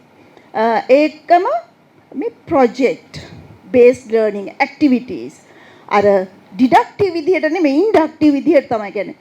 ග්‍රැමර් රූල් එකක් වුණත් ඒක ඉබේ දරුවා උකහා ගන්න මට්ටමකට යන විදිහක් මම මේකේ දකිනවා. එතකොට විශේෂයෙන්ම මේ රිෆ්ලෙක්ටිව් නෝට් ජර්නල් ලියන ඒ වගේ සංස්කෘතියක් ආරම්භ කරලා තියෙනවා. මම ගුරුවරයෙක් විදිහට ඒකට ඉතාම කැමති. මොකද අපි තල්ලු කරලා නෙමෙයි දරුවෝ මේක කරගන්න ඕනේ. ඒගොල්ලෝ කරගන්න තැනට මට මේකේ යම්කිසි දෙයක් මම දැක්කා. එතකොට ඒකට මම හුඟක් කැමති. ඒකම 5 සහ 6ට එන දරුවන් දැඩි පීඩනයක ඉන්නේ. මේ පීඩනය මං හිතන්නේ මෙතන ඉන්න කිසි කෙනෙක් දන්නේ නැහැ. මේක දැඩි පීඩනයක්. 3 වසරේ සිට 5 වසර දක්වා මම මේක කියන්නේ ස්නායු මිරිකමින් කරන ව්‍යායාමයක් විදිහට. මේක ඊටාම නරක දෙයක්. ඒ නිසා මේ දරුවන් 6ට එන්නේ දැඩි ප්‍රශ්න තොගයක් මැද. ඔවුන් පුංචි දෙයකටත් මං හිතන්නේ මරා ගන්න මට්ටමකට ඒගොල්ලන්ගේ ආවේග පිට කරන්න සූදානම්. ඒ වගේ කිසිම වෙලාවක අර soft skills අහුම්කන් දීම එතකොට තව දෙයක් creative thinking කිසි විදියකින් නෑ මේ දරුවෝ ගාව. අපි ළමයෙක්ව ස්වයංව යමක් රස මිදින මට්ටමකට ගේන්න 8 පන්තියට විතර එන්න ඕනේ. මොකද රචනාවක් දුන්නොත් ලියන්නේ කටපාඩම් කරගත්ත එක. 8 පන්තියේ විතර එනකොට අර ගුරුවරුන්ගේ දැඩි මැදිහත් වීමෙන් මේගොල්ලෝ මෙම දරුවෝ ටිකක් විතර වෙනස් වෙන්න පුළුවන්. එතකොට මේ ඒ හානිය සංසන්දනය කරනකොට මම මේ මොඩියුලේ ක්‍රමයට කැමතියි. මොකද මේ ළමයි රිලැක්ස් වෙන්න ඕනේ 6ේදී. මම නැවත වාරයක් කියනවා දරුවන්ගේ පීඩනය කවුරුත් තාම තේරුම් අරගෙන නැහැ. ඔවුන් දැඩි අසහනයකින් ඉන්නේ. ඒ වගේම ඔවුන් කිසි කෙනෙක්ව විශ්වාස කරන්නේ නැහැ. මං හිතනවා ගුරුවරුන් කෙලේ උන් දැඩි විශ්වාසයකින් හිටියා ගුරුවරුන්ගේ දීර්ඝකාලීන ස්ට්‍රයික් එකට පෙර. පසු ආව සියලුම දරුවන් තාම වෙනස් සහගත ආකල්පයකින් ගුරුවරු එක්ක ගනුදෙනු කරන්නේ. උන් දෙමාපිය කිසි විදියකින් 100ට ඉතාම දශම ගාණක් විතරයි දෙමාපියන් පිළිබඳ සම්පූර්ණ ඒගලන්ට කැමැත්තක් තියෙන්නේ. විශ්වාසයක් තියෙන්නේ. සමාජ අසාධාරණ ශනිකව දකින්නවා සායේ විදුහල්පති අතින් දෙයක් වුණා වුණත් එයා ප්‍රතිචාර දක්වන්න කැමතියි. ඉතින් ඒ වගේ දරුවන්ට ඒ වගේම ලිංගික ජීවිතය පිළිබඳව මම හිතන්නේ ගුරුවරුන්ට වඩා වැඩි අවබෝධයක් තියෙන්නේ කුඩා දරුවන්ට සහ ඒ පාසලේ දරුවන්ට. ඒ නිසා මේ ළමයිව රිලැක්ස් කරගන්න, මේ ළමයිගේ තියෙන පීඩනය අඩු කරන්න, තමන් ඉගෙන ගන්න ඕනේ කියන දෙයට යොමු කරන්න මේ මොඩියුලේ මම ලොකු ධනාත්මක දෙයක් දැක්කා. සාමාන්‍යයෙන් භෞතික සම්පත් කියන දේ මම විදුහල්පති කෙනෙක් විදිහට නම් මම විශ්වාස කරන්නේ තියෙන අවම සම්පතින් වැඩ කරන්න ඕනේ කියන එක තමයි මගේ සාමාන්‍ය ප්‍රතිපත්තිය. මම තව දෙයක් දැක්කා මේ කොවිඩ් කාලයේදී අධ්‍යාපන කටයුතු කරනකොට අපිට කිසි වෙලාවක අඩුපාඩුවක් දැනුනේ නැහැ. අපිට පුළුවන්කම තිබුණා කරගන්න. මම ඒක වෙන විදිය මට අදාළ නැහැ. නමුත් WhatsApp වලින් උගන්වන්න පුළුවන්කම තිබුණා. මම තවත් දෙයක් දකිනවා අපි අර රොමැන්ටික් විදියට දුප්පත්කම ගැන හිතුවට අධ්‍යාපන කටයුතු වලදී වුන් අනික් අයට වඩා අවශ්‍ය දේවල් දෙන ගතියක් මම දකිනවා. ඒ නිසා මම හැම වෙලේම අර අපිට හැමදේම ලැබෙනකන් ඉන්න ඕන කියන තැන මම හිතන්නේ රටක් විදියට අපි හිතන්න ඕනි කියලා. තියෙන දේෙන් පටන් ගන්න ඕනි කියන තැන තමයි මම ඉන්නේ. මොකද අධ්‍යාපනයේ මේ වෙන හානිය මම දීර්ඝ කාලයක් එකම මම විශ්වවිද්‍යාල මට්ටමේ දරුවෝ සමග ගනුදෙනු කරනවා මේ ඔවුන්ට වෙලා තියෙන හානිය. ඒ හානිය දැන් අර දීර්ඝ කාලයක් තිස්සේ බලනකොට ඒක වැඩි. ඔවුන් ක්‍රියේටිව් නෑ. ඔවුන් කිසි කෙනෙක් විශ්වාස කරන්නේ නෑ. ඔවුන් විනාශන කොටසක්. ඒ කියන්නේ මම කියන්නේ නිකන් වෙජිටබල් ලයිෆ් වගේ. ඒ එහෙම තත්ත්වයක් අපි ඇති කර ගන්න ඕනේද කියන දේ තමයි මම කියන්නේ. නිසා භෞතික සම්පත් කියන දේවල් හැමදාම අඩු මට්ටමකින් තමයි මම වැඩ කරපු සෑම පාසලකම වැඩ කළේ. මං හිතනවා අපි ජාතියක් විදියට තියෙන දේ කොහොම හරි යන්න ඕනේ කියන තැන ඉන්න ඕනේ. එහෙම නැතුව හැමදේම ලැබෙනකන් හිටියොත් අපිට කිසි දෙයක් ලැබෙන්නේ නැහැ. සහ මේකේ තව මට මේ මොඩියුල් වල තව ගැටලුවක් තියෙනවා. දැන් මේ මොඩියුල් කරනකොට මේ මතකය මේ දීර්ඝකාලීන මතකය මම හිතන්නේ මේ අපි ඔක්කොම අද ජීවත් වෙන්නේ සහ ප්‍රයෝජන ගන්න අපේ මේ දීර්ඝකාලීන මතකයේ තියෙන ප්‍රතිඵලයෙන්. එතකොට මේක මේ අපි concept එක මේ distancing spacing කියන concept එකේදී මේ මොඩියුල ක්‍රමේදී මේක මේ ළමයිගේ කෙටි කාලීන මතකයෙන් දීර්ඝකාලීන මතකයට යන්න ක්‍රමවේදයක් තියනවාද? ඒ කියන්නේ මොඩියුල් 3ක් තියෙනවා. මොඩියුල් 3 අවසානයේ හෝ 6ක් අවසානයේදී මේක සමරයිස් කරන මොඩියුල් එකක් එනවද? ඒතර බාර විභාගවලදී කොහොමද වෙන්නේ? ඒ ටික අපිට දැනගන්න ඕනේ. ඊට අමතරව මේ පාසල තුල මේ කරන කටපාඩම් කරන ක්‍රමයෙන් A9 අරගෙන යන්නේ දක්ෂයෝ නෙමෙයි. දක්ෂ ළමයි ටික පාසලේ අකුරු කියන්න ලියන්න බැරුව කට වචනෙන් උත්තර දුන්නොත් ඊටාම දක්ෂ විදියට දේවල් කරන්න පුළුවන් දරුවෝ මේකේ ඉන්නවා. ඒ නිසා මේක ඔබතුමාලා තේරුම් ගන්න ඕනේ. ඒ අනුවයි මේ වෙනස් කිරීම වලට ඒ පැත්තත් මේ වෙනස් කිරීම සිදු කිරීමේදී බලන්න ඕනේ. මම මොඩියුල් ක්‍රමයට කැමති, දරුවෝ හරි කැමති, ගුරුවරුත් කැමති. හැබැයි අපි තාම පුරුදු වෙලා ඉන්නේ 100ට ලකුණු දෙන්න රුබ්‍රික්ස් වලට යන්න අපි හුරු නැහැ. ඒක කොයි තරම් දුරට බලපායිද කියන එක පිළිබඳ අපිට ගැටලු තියෙනවා. ඒ නිසා මම දැන්ට විශ්‍රාමිකයි මගේ සම්බන්ධයක් නැහැ. නමුත් මේ ගැටලු ටික මම දකිනවා. නැවත වාරයක් කියනවා මොඩියුල් ක්‍රමය දරුවන්ගේ පැත්තෙන් හැමෝටම උඩට යන්න පුළුවන් උත්සාහයක් දෙන නිකන් අර මැනේජබල් පෝෂන් එකක් කියන දේ ළමයිට එයි කියලා මං හිතනවා. නමුත් ඒක ඔබතුමීනි කියන්නේ දැන් මේක කොහේ හරි මුළු රටටම ව්‍යාපෘත වෙන්න දෙන්න කලින් එම්පිරිකලි ටෙස්ට් කරලා තියෙනවද කොහේ හරි? මගේ අදහස් ඉදිරිපත් කිරීම මම කළේ මට ගුරුවරියක් විදිහට තියෙන අත්දැකීම් සහ මම දරුවත් එක්ක ගනුදෙනු කරනකොට මේ මොඩියුලේ හොඳයි. නමුත් මම දන්නේ ඉංග්‍රීසි මොඩියුලේ ගැන විතරයි. නමුත් එහා ගිය තවත් විෂයන් තියෙනවා. ඒ අනුව මම මේක කළ යුතුයි නෙමෙයි. මම කියන්නේ දැන් මේ දැනුවත් කිරීම වලදී මේ දරුවන්ගේ කැමැත්ත ගැනත් අපි බලන්න ඕනේ. මේ කෙටි අර විශාල කන්ටෙන්ට් එකක් දරුවන්ට දෙන්න ඕනේද කියන තැන මම ඉන්නේ විශේෂයෙන් 6 පන්තියේදී. නමුත් ඔය ගැටලු තියෙනවා. අපි මේවා බලනකොට මොඩියුල් වල ගැටලු තියෙනවා. 2023 අවුරුද්දේ මේ පයිලට් ප්‍රෝග්‍රෑම් එක ගියා. ඒ පයිලට් ප්‍රෝග්‍රෑම් එක යනකොට මගේ පාසලේක සේවයේ සිටියා 2023 මතක විදිහට විවසායක අධ්‍යයනය ගණිතය කියන ඒවා ක්‍රියාත්මක වුණා. එතකොට ඒවා මම අපි සාමාන්‍යයෙන් නිරීක්ෂණය කළා. එතකදී මට ආව ගැටලුවක් තමයි ගුරුවරයාගේ දැනුවත්කම වැඩි විදිහට මේකට බලපාන. මොකද මැදිහත් වීම වෙන්න ඕනේ. එයා ඉන්නේ ෆැසිලිටේටර් කෙනෙක් විදිහට. ෆැසිලිටේටින් ෆන්ක්ෂන් එක කරනකොට ෂණිකව එනවා උත්තර දෙන්න. මේ උත්තර දෙන්න ගුරුවරයා ඊටාම දැනුවත් වෙන්න ඕනේ. ඒ වගේම සමබර වෙන්න ඕනේ. සහ ෂණිකව හඳුනා ගන්න පුළුවන් වෙන්න ඕනේ. මොකද මේ ඕපන් ඩිස්කෂන්ස් තියෙනවා ගොඩාක්. අනේ ඒක එදත් මම ගැටලුවක් විදිහට දැක්කා.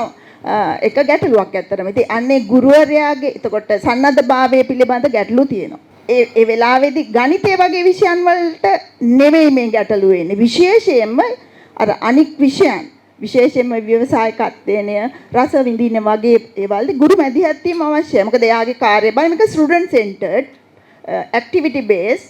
එහෙම වුණාම ගුරුවරයා කරන්නේ ෆැසිලිටේටර් කෙනෙක් තමයි. එයා මැදිහත් වෙන්නේ අවශ්‍ය වෙලාවට විතරයි. ඒ අවශ්‍ය වෙලාව ඊටාම බුද්ධිමත්ව එහෙම කොහේ හරි නියම ව්‍යාපෘතියක් කරලා වාර්තාවක් තියනවාද මේක හොඳයි කියන්නේ.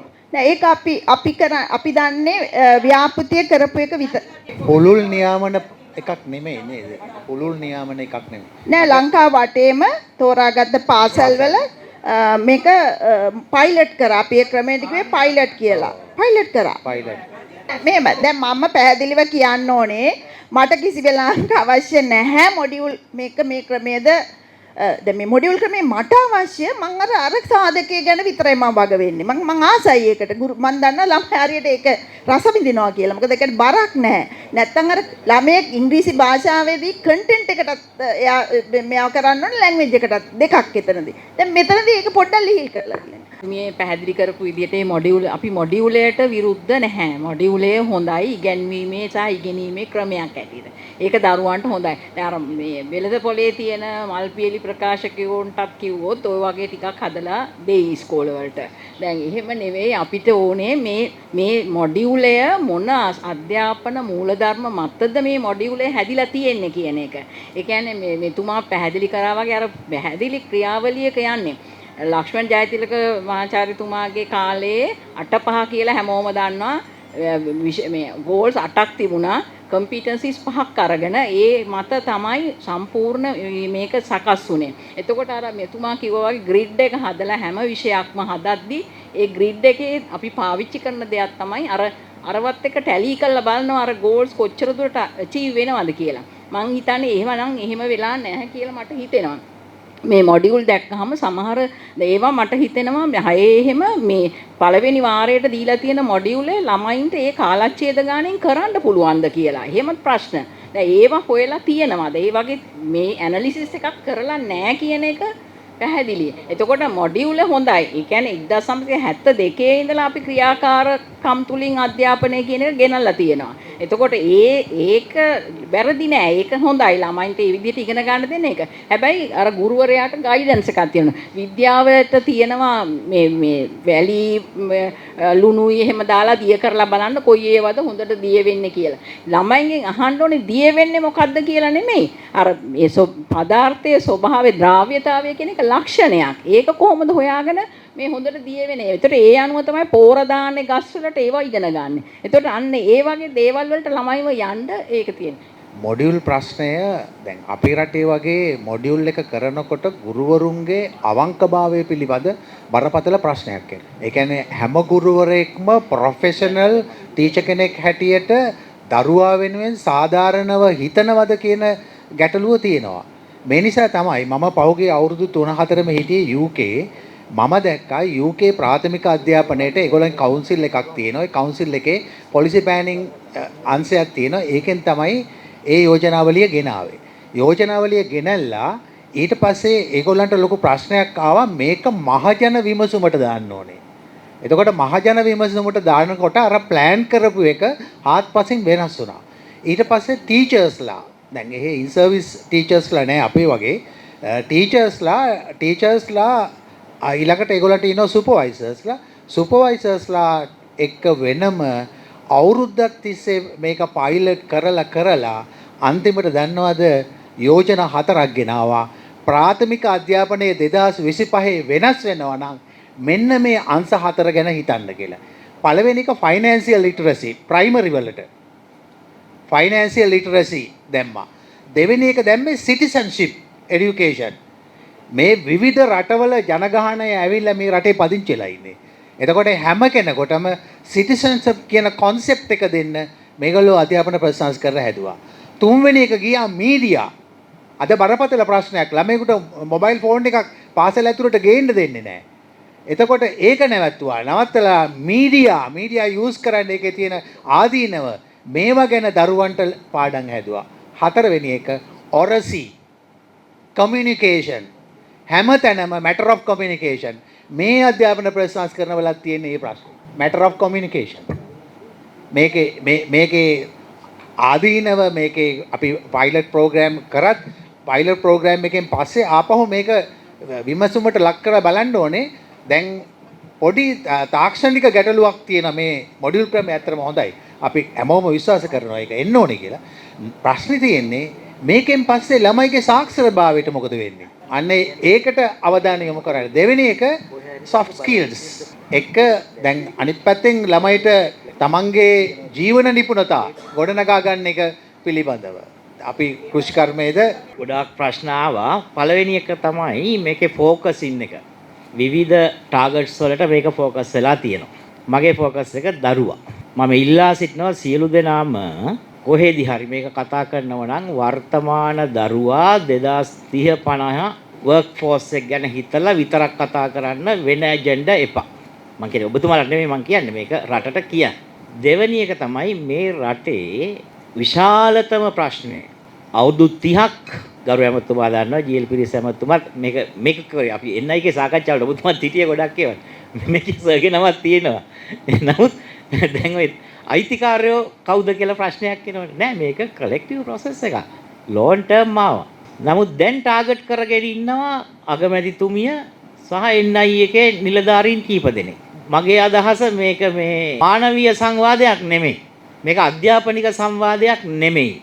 දැන් මේක යන්නේ මම ඒක අදහස් කරන්නේ මම දේශපාලන විවේචනය කරන කෙනෙක් නෙමෙයි. දේශපාලන සමාජ සංවේදී පාර්ශවය කියලා තමයි මම හැමදෙස්සෙම අදහස් කරන්නේ. නමුත් මම දන්නේ දේශපාලන සංදර්භයට වඩා මේක මේ පුද්ගලික මතිමතාන්තර මේ මාධ්‍ය සංදර්ශන මතිමතාන්තර ගොඩක් මතවාද ඔපිනියන් බේස් මේක යන්නේ තොරතුරු පාදකව නෙමෙයි අදහස් පාදක කරගෙන යන.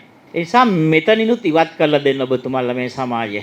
මේක මේ දරුවන් වෙනුවෙන් තොරතුරු පාදකව කතා කළොතින් මේක අපිට තේරෙන්න පටන් ගන්නවා. දැන් ප්‍රශ්න වෙලා තියෙන්නේ මේ අපි කතා කරන දේවල් ටික වෙලාවක් යනකොට අපිටම තේරෙන්නේ නැහැ. අපිට ප්‍රශ්න ගොඩක් එකතු වෙනවා. ඒක මෙන්න මේ නිසා. තුන්වෙනි කාරණය මම කියන්නේ අපි හැමතිස්සෙම අපේ වගේ රටවල් වල මොනවා හරි කරන්න ගියාන් පස්සේ අල්ටිමේට් ගෝල් එක බලාපොරොත්තු වෙනවා. වැරදිලා හරි මේ කාලේ බුදුහාමුදුරුවෝ ඉපදුනා නම් සමාවෙන වෙනාගම්වලයි මට කීයටවත් බුද්ධාගම නැහැ. මොකද අපි හැමෝම අහන ඕකට ගිහිල්ලා බුදු වෙන්න පුළුවන්ද කියලා. එතකොට බුදුහාමුදුරුවෝ බුදු වෙන්න පුළුවන් නිවන් දකින්න පුළුවන් එක්කෙනාටයි දෙන්නටයි කියලා අපි මේක එහෙම නැහැ. පවත්නා ක්‍රමයේ තුලත් සාධනීය ලක්ෂණ තිබුණා. අලුත් ක්‍රමයේ තුලත් සාධනීය ලක්ෂණ තිබෙනවා. ගැටලු තිබෙනවා. ඔබතුමාලා අහන සියලුම ගැටලු තිබෙනවා. ඒ ගැටලු තක්සේරු කර ගැනීම පිළිබඳව තමයි මේ අන්තවාදී හැඟීම තියෙන්නේ, පොලරයිසින්. අපි තක්සේරු කරනවා. උදාහරණයක් දැන් අහපු ප්‍රශ්න ගන්නම්කම. මොන හතරවෙනි එක මම එනවා. මොඩියුල් ක්‍රමය හොඳද නරකද? මම ෆැක්චුවලි කියන්න. මං ගිය සුමානේ මොඩියුල් ටික දීලා මං දරුවන්ට දුන්නා මේක බලපල්ලා කියලා. දැන් මට ප්‍රශ්න තියෙනවනේ. මම මේකේ තියෙනවට එකගයි කියලා එහෙම කියන්න හිතන්න එපා. මේකේ ලොකු ප්‍රශ්න තියෙනවා. හැබැයි දරුවෝ එහෙම පටන් ගන්න. මේක ලොකු ළමයිට දුන්නා ඉස්කෝලේ ඇරලා ගිය සෙට් එක. මේක තිබ්බනම් අපි මාර එහෙමනේ කියන්නේ සර්. ගේමක් ගහනවා. හරි. මේක තිබ්බනම් කොච්චර ස්ට්‍රෙස් අඩුද? එහෙම පටන් ගන්න. පොඩි දරුවන්ට දුන්නා. දැක්ක ගමන් ඒගොල්ලෝ උත්තර දෙන සයිස් එකේ. ඒ කියන්නේ ඒගොල්ලෝ මේක ක්‍රියාකාරීව ග්‍රහණය කරගන්නවා. අර ප්‍රශ්නයක් තියෙනවනේ. අර ඔබතුමා ඇහුවේ ගුරුවරයා උගන්වනවද ළමයා ඉගෙන ගන්නවද කියන එක. එතකොට මේ ගුරුවරයාගේ ප්‍රශ්නේ මම පස්වෙනි එක කියන්න. ඉස්කෝල 22ක ලංකාවේ සමීක්ෂණයක් කරන්න ගියා. ඔය social emotional learning කියන concept එක. හැමෝම එක තිබුණා 6 7 8 ගුරුවරුත් එක්ක ඉඳගත්තම පැය දෙකක් තුනක් ගුරුවරු කියනවා ලොකුම ප්‍රශ්නේ අපිට තියෙන සර් අපි කියන දේ ළමයි දැන් අහගෙන ඉන්නේ නැහැ කියලා. අහන්න ඔතවලා ගිහිල්ලා දරුවොත් එක්ක කතා කරා. ගුරුවරුත් එක්ක කතා කරා. අපි උගන්වනකොට අපි කියන දේ දැන් අහගෙන ඉන්නේ. දැන් මොකටද උගන්වන්නේ? මේ පස්වෙනි කාරණේ. ඒ කියන්නේ දැන් ගුරුවරයා මේ කරන ඉගැන්වීමේ ක්‍රියාවලිය දරුවාට මගේ මේ වචනේ තේරෙන්නේ නැති යා දෙන්නේ නැහැ, ඔරොත්තු දෙන්නේ නැහැ. උන්ගේ වචනේ කිව්වොත් ටියුබ් ලයිට් වගේ අඤ්ඤකොරස් වගේ කියලා කිය. මේකට උත්තරයක් හොයනවා. මේකේ උත්තරේ දැනටත් අවුට්ඩේටඩ් තමයි අපි. දැන් අවුරුදු 30ක් පරණයි මේක. ඒ වුණාට දැන් අපි පටන් අරගෙන 18 පටන් ගත්තේ කන්සෙප්චුවලි 19 දැන් 27ටත් ගිහිලා තියෙනවා. මේක මම මේක පටන් ගන්නකොටම කිව්වේ පැහැදිලි කිරීමේදී. නමුත් මගේ මතය මම කිව්වේ මේ රජයටම මම කිව්වා බලධාරීන්ට කරුණා කරලා මේක කරන්න එපා. නිලධාරීන්ට බලධාරීන්ට නෙවෙයි. මේක කරන්න එපා. ඔක නවත්තලා මගේ වචනේ කිව්වොත් ඔක පටන් ගනින්න අලුතෙන්. මොකද දැනට මේක පරණයි. අලුතෙන් පටන් අරන් යන්න අවුරුදු 3ක process එක ලස්සන එකක් හදන්න පුළුවන්. ඉතින් ඒක කළේ නෑ. ඔන්න දැන් ඇවිල්ලා තියෙනවා. නමුත් මේක දරුවෝ ඉල්ලනවා කියලා අපි තේරුම් ගන්න ඕනේ. මේක දරුවන්ගේ නීඩ් එකක්. මොකද ජෙනරේෂන් එක 2027 වෙනකොට ඇල්ෆා ජෙනරේෂන් එකේ ළමයි මුළු ඉස්කෝල පද්ධතියෙම ඉන්නේ. ඔබ අපි වගේ නෙවෙයි. එහෙම් පිටින් වෙනස්. ඒගොල්ලෝ self learners ලා. උදාහරණ දෙකක්. 6 වෙනි කාර්ය.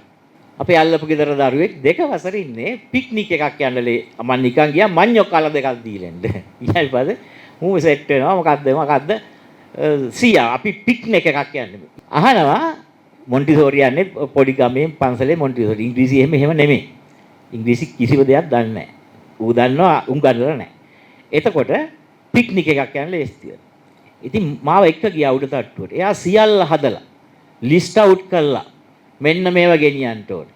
එයා net එකට ගිහිල්ලා බලාගෙන කොහෙද යන්නේ සීතාවක ගාඩන්ස් වලට. මම මේ පැහැදිලිව කියන කාරණා. දැන් මොකද ඔක්කොම ටික සෙට් කරලා බෝල ගහන තැන මොනවද අරන් යන්නේ everything completed. අම්මට තාත්තට ටීවී එකෙන් ඇවිල්ලා ළමයාත් එක්ක යන්න විතරයි තියෙන්නේ. මම ගිහින් ආවට පස්සේ නෝනාට කියවලා ඇහුවා දැන් මොකද highly satisfied. මතක තියාගන්න මේ ජෙනරේෂන් එක ලර්නර්ස් අර ඔබතුමා අහපු ප්‍රශ්නේ මේ ගැටලුව තියෙනවා.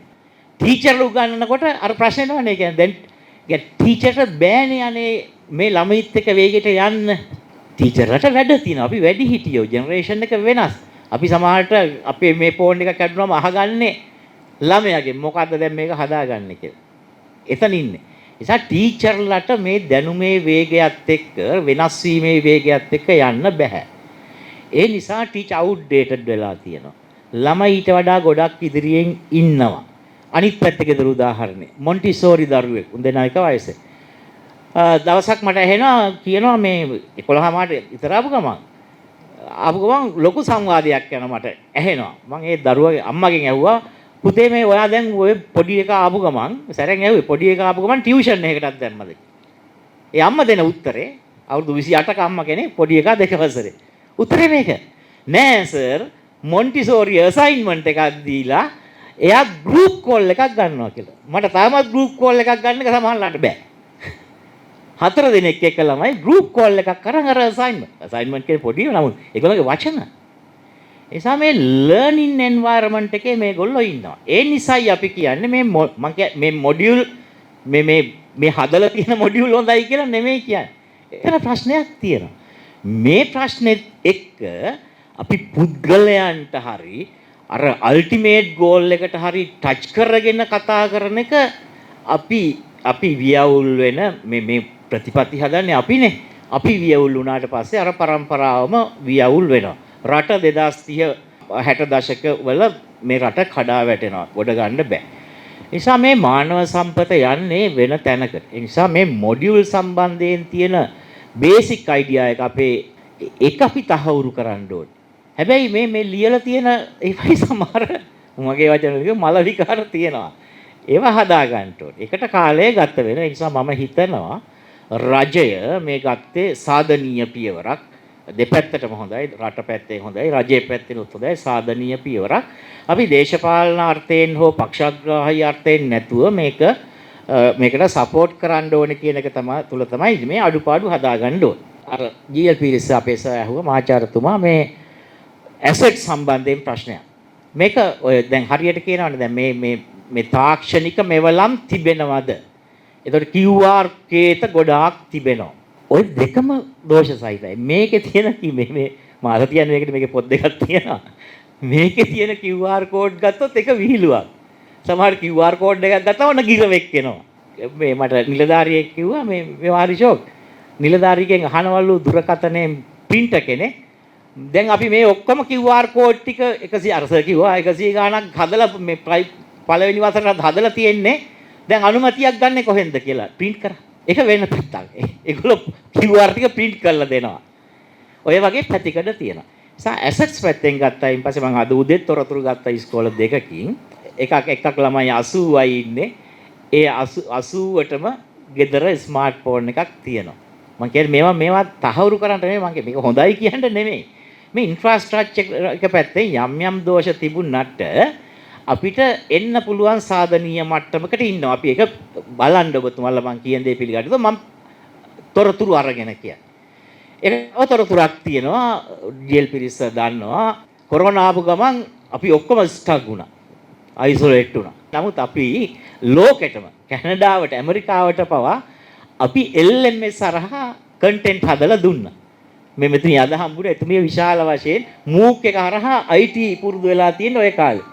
මේ වගේ පහසුකම් තියෙනවා. එතකොට මම කිව්වේ අර අල්ටිමේට් ගෝල් එක ගැන හිතලා බැලුවොත් අපිට 100%කට විතර මේ ෆැසිලිටිස් නැහැ කියලා මේක නවත්තන්න පුළුවන්. ඒ තර්කයේ ගේන්න එපා. මේක යනකොට ඔන්ගෝයින් ප්‍රොසෙස් එකේදී අපේ තියෙන අත්දැකීම 2021 නේද අපිට කොරෝනාවේ 2020 කොරෝනා එනකොට අපි මේ මොකුත් නැහැ මේ ගොඩක් දේවල් තිබුණේ නැහැ. හැබැයි අපි කරපු වැඩවලදී සබරගමුවේ ළමයින්ගෙන් 173ක් ඒක අපි බොරුවට ගණන් හදන ඒවා නෙමෙයි. යූස් කරපු එක තාමත් කම්පියුටර් වල තියෙනවා. ඔන්ලයින් යූස් කරපු ළමයි පහේ ශිෂ්‍යත්වයේ පේපර් එකක් දුන්නම 173ක් ලියනවා. ඊටාම දුෂ්කර තත්ත්වයන් තුල. මම කියන්නේ 100%ක් නෙමෙයි. මේවට යන්න ඕනේ. මම කියන්නේ මේ ඔන්ලයින් ප්‍රොමෝට් කරන්න කියන එක නෙමෙයි. නමුත් මේ ඩිස්ටන්ස් ලර්නින් කියන එක මේකේ එක ලෝකේ මෝඩ් එකක්. ලෝකේ එක ඉගෙනුම් විදිහක් තමයි මාදිලියක් තමයි ඩිස්ටන්ස් මෝඩ් එක කියලා කියන්නේ. ඒ නිසා මේවට පහසුකම් තිබෙනවා. ඊළඟට මේ තර්කය එන නිසා මම ආපහු අහනවා. මම හැමදාම අහන ප්‍රශ්නයක් තමයි දැන් ගොඩ තර්ක කරන ඔබතුමාලාත් දැකලා ඇති මේ පහසුකම් ඒක දේශපාලනඥයෙක් ඉතා පැහැදිලිව කියලා මම දැකලා තියෙනවා මේකේ. පහසුකම් ටික දීලා මිසක්ක මේ ආණ්ඩුවට මේක පටන් ගන්න දෙන්නේ නැහැ කියලා. එහෙම වුණොත් අපි කාටවත් කවදාවත් කිසිවක් කරන්න බෑ. ආන්තිකයි. අර පෝලරයිස් අගතිගාමි එහෙම එපා කියන්න. ඉතින් බලන්න කියන අපි කියන විශ්වාස කරන්න එපා අපිට දැනෙන්න ප්‍රැක්ටිස් කරන මිනිස්සු විදියට කරපු අය විදියට අපිට දැනෙන්නේ මේක දුව ගන්න පුළුවන්. ඊළඟ කාරණේ තමයි මේ වැඩේ කරන්න හැමෝටම ඇසෙට්ස් ඕනෙත් නැහැ. ඒ කියන්නේ ටීම් වර්ක් නෑන්නේ ක්‍රියාකාරකම් පාදකව යන්නේ. එතකොට එකිනෙකාගෙන් ඉගෙන ගන්නවා. එතකොට සමහර ළමයෙකුට ලැප්ටොප් එකකුත් තියෙනවා ඒවත් තියෙනවා පහසුකමුත් තියෙනවා. මේ වයින් ඉගෙන ගන්න. දැන් ඔබතුමාට ඊළඟ ප්‍රශ්නේ එනවා 7 වෙනි ප්‍රශ්නේ එනවා. මම දැන් 7. 7 වෙනි එක තමයි දැන් මේවා දීලා ළමයි නරක කරන්නද යන්නේ කියලා. ඒක මුළු සමාජයේම දැන් ඕස්ට්‍රේලියාවේ දැන් නවත්තගෙන යනවා. අනිත් රටවල් ආගියුමන්ට්ස් තියෙනවා. ඒ ප්‍රශ්න තියෙනවා. නෑ. මේකට උත්තරයක් අපි හොයලා තියෙනවා. 2020 හොයලා තියෙනවා. මොකද්ද? හොයලා කරලා තියෙනවා. අමාත්‍යාංශෙත් කරලා තියෙනවා. අමාත්‍යාංශයේ ඊතක්සලාව තියෙනවා. සබරගමු ඊනනපියස තියෙනවා. NI එකේ මේ පොත්වල හැමතැනම දාලා තියෙනවා පිටිපස්සේ බලන්න මේ පෙළ පොත් අලුත් මොඩියුල් අරගෙන පිටිපස්සේ ඒගොල්ලෝගේ ඊතක්සලාව NI එකේ වෙබ්සයිට් දාලා තියෙනවා. ප්‍රශ්නේ තියෙන තැන මෙතනයි සර්. ඕපන් වෙබ්සයිට් දාලා තියෙනවා.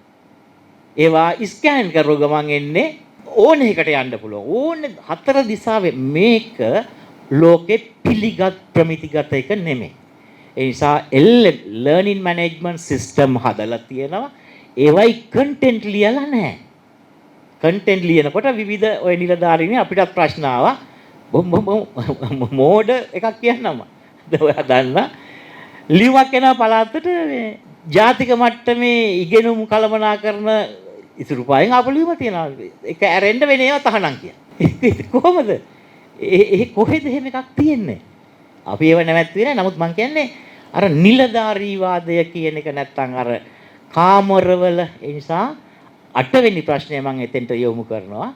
මේවට ඇඩ්‍රස් කරන්න වෙනවා මේ අපි අර මෙතුමිය කිව්ව අධ්‍යාපන අමාත්‍යාංශයේ ජාතික අධ්‍යාපන ආයතනය කියවුන්නේ නැහැ මෙතන. විභාග දෙපාර්තමේන්තුව මේකේ ප්‍රධාන හවුල්කරුවෙක් 8 වෙනි එක ඇසෙස්මන්ට් 탁සේරු කරන්නේද ඇගීමද කියලා ප්‍රශ්නයක් තියෙනවා. හැමෝම බය වෙලා ඉන්නේ. අර කිව්වනේ ගුරුවරු මෙච්චර විශ්වාසද කියලා නෑ. ෆැක්චුවල් තියෙනවා. ওই ප්‍රශ්න දිගටම තිබුණානේ. ඇසෙස්මන්ට් ඉස්සෙල්ලා අපේ කාලේ ආවා මං ගුරුවරයෙක් කාලේ ආවා. මම කන්ටිනියස් අකණ්ඩ ඇගීම සමහර SB නෑ අකණ්ඩ ඇගීම ඉස්සෙල්ලා අපි පටන් ගන්නවා ඊට පස්සේ SB ආවා. දැන් එමය ආවා. දැන් මේවායේදී ගුරුවරු මේක ඇත්තටම බයස්ද කියලා බලලා තියෙනවා. ඒ නිසා 95ක් ගලලා තියෙන විභාග දෙපාර්තමේන්තු ඇසෙස්මන්ට් වලදී අපි දෙන ලකුණයි අර මොනවද సౌందර්ය විෂයන් වල අපිට දැනෙනවා පෙනුමට බයස් කියලා. ඔව්. එහෙම බයස් වෙච්ච ගුරුවරු උදාහරණ අපිට පෙන්වන්න පුළුවන්. නමුත් ප්‍රතිශතයක් වශයෙන් ගත්තයින් පස්සේ ඒකේ ලෝකේ ස්වභාවය 100% තියෙන්නේ. ඒ 105 අපිට බුදුහාමුදුරන්ට අසඳන්න බැරි වුණානේ දේවදත්තලා. ඒ 105 ඉන්නවා. ඒ 105 අල්ලගෙන අපි කතා කරායින් පස්සේ අපේ ගුරුවරයා කෙරෙහි තියෙන විශ්වාසය බිඳ වැටෙනවා. මේක කරන්න එපා කවුරු.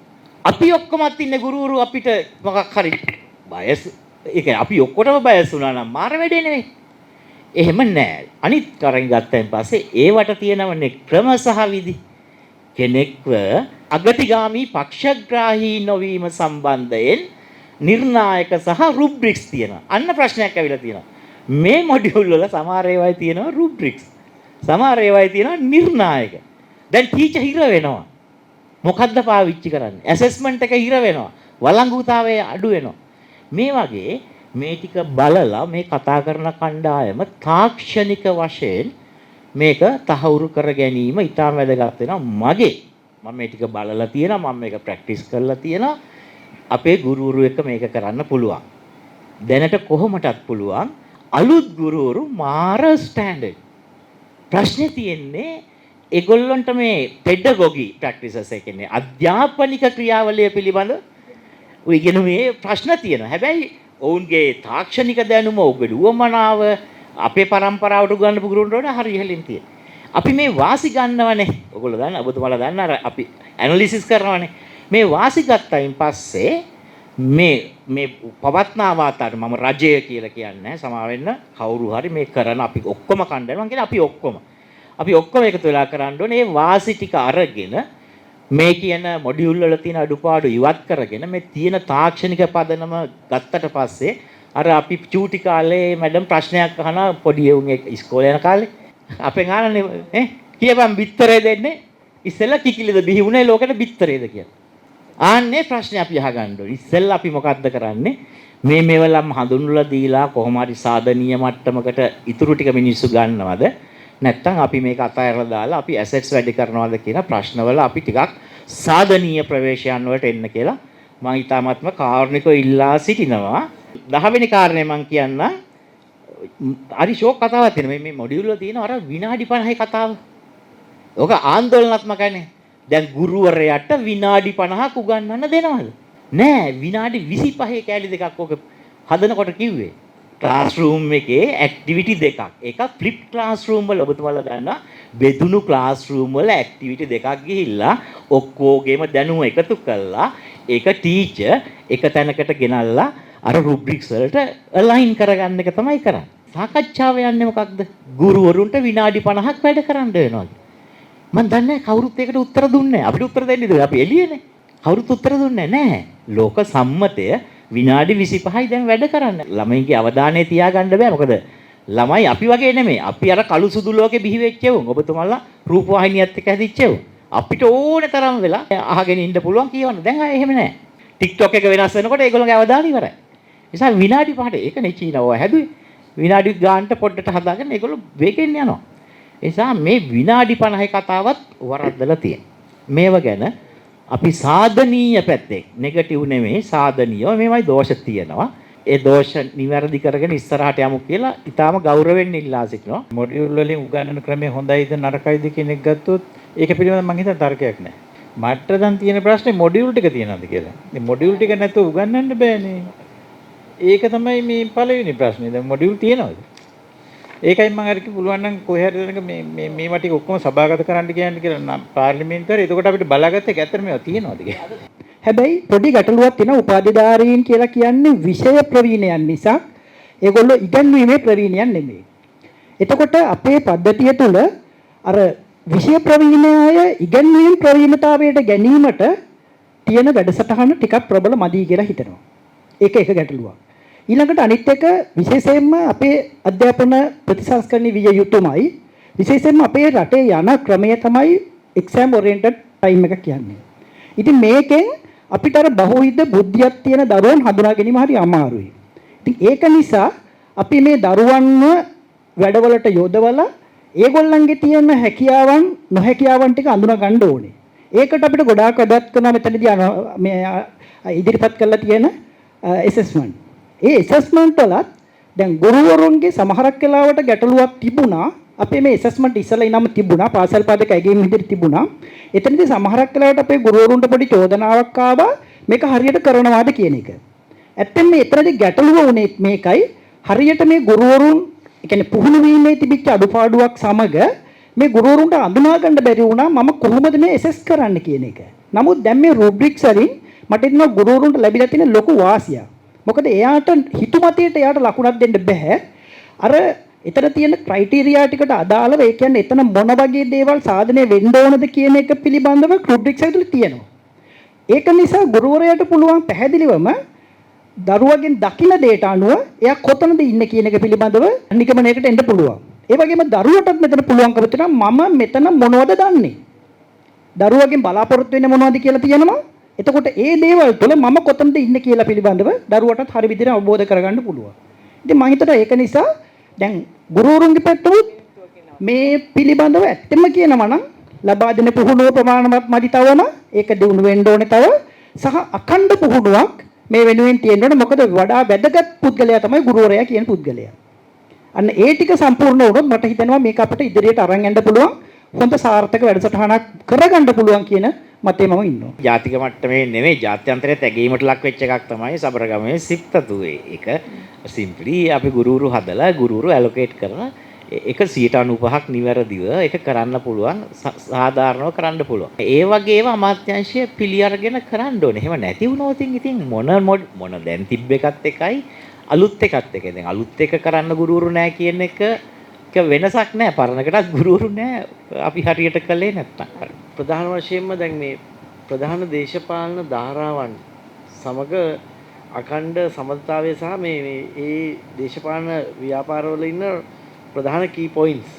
දැන් ඒක සමහරලාට පාර්ලිමේන්තුව නියෝජනය කරන පිරිසම නොවෙන්න පුළුවන්. දැන් සජබ වගේ තුල ගත්තොත් සමහර දේශපාලන ව්‍යාපාර තුල පාර්ලිමේන්තුව නියෝජනය කරන පිරිස සහ ප්‍රතිපත්ති සම්පාදනය පිළිබඳ තීන්දුව ගන්න පිරිස එකයි.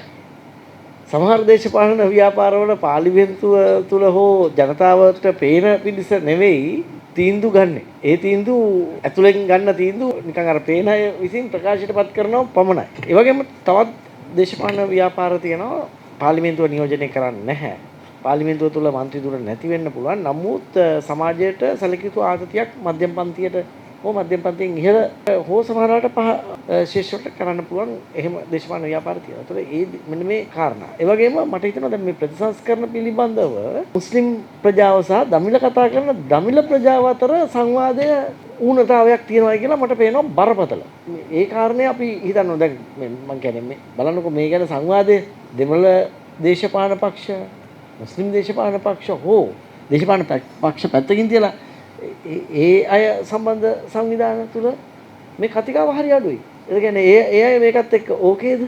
ඒක අඩු ගානේ ඒක අඩුයි කියන එකවත් මතුවෙන්නේ නැහැ. අපේ පක්ෂය තුලට සම්බන්ධ දමිළ කතා කරන දමිළ සහ මුස්ලිම් ප්‍රජාවන් දෙකත් අතර ඒ සම්බන්ධය පවත්වාගෙන යන හින්දා මම ඒක දකිනවා පොදු සමාජය තුල. සමස්ත අධ්‍යාපන ප්‍රතිසංස්කරණ ක්‍රියාවලියට අදාළ සාකච්ඡාවට වඩා අර කියපු විෂය මාලා සහ නිර්දේශ පිළිබඳ වැඩි බරක් ඇවිල්ලා තියෙනවා.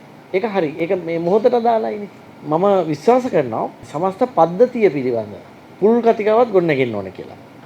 ඒ කියන්නේ එතෙන්දී එකඟ වෙන්න පුළුවන් 45 ගත්තොත් සහ දැන් 81 ගත්තොත් 81 අර මේ ධවල පත්‍රිකාවේ මුල පිටුවේම තියෙන්නේ විශ්වවිද්‍යාල අධ්‍යාපනය සාමාන්‍ය අධ්‍යාපනය ඒ ඔක්කොම ගැන දාලා තියෙනවා. මම කියන්නේ විශ්වවිද්‍යාල සහ තෘතීක අධ්‍යාපනයේ සිට පහළ පෙර පාසල් අධ්‍යාපනය දක්වා විශේෂ අධ්‍යාපනය, නොවිධිමත් අධ්‍යාපනය, එතකොට ආගමික අධ්‍යාපනය, ආගම සහ සෞන්දර්ය මේ ශේෂ ඇතුළු මේ සෑම ශේෂයකම ප්‍රතිසංස්කරණ ක්‍රියාවලිය පිළිබඳ අවධානය යොමු වෙනවා. මේක අපි පක්ෂය තුලත් අපේ කමිටි එකක් තියෙනවා. පක්ෂාන්තරයක් විදිහට නෙමෙයි අතරම යන්නේ විපක්ෂ නායක කාර්යාලය. විපක්ෂ නායක කාර්යාලය කියන්නේ මේ රටේ ජනාධිපති ලේකම් කාර්යාලය, අග්‍රාමාත්‍ය කාර්යාලය, පාර්ලිමේන්තුව වගේ විපක්ෂ නායක කාර්යාලය කියන්නේ මහ ජන මුදලින් නඩත්තු වෙන රාජ්‍යීය ආයතනයක්.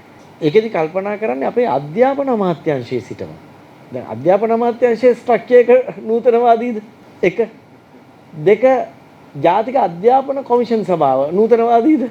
ජාතික අධ්‍යාපන ආයතනය දැන් ජාතික අධ්‍යාපන ආයතනය ඇති වෙන්නේ විෂයමාලා සංවර්ධන සහ තව ආයතන කීපයක් ඈවර වෙලානේ ඒක එන්නේ. එතකොට දැන් ඒක නූතනවාදීද?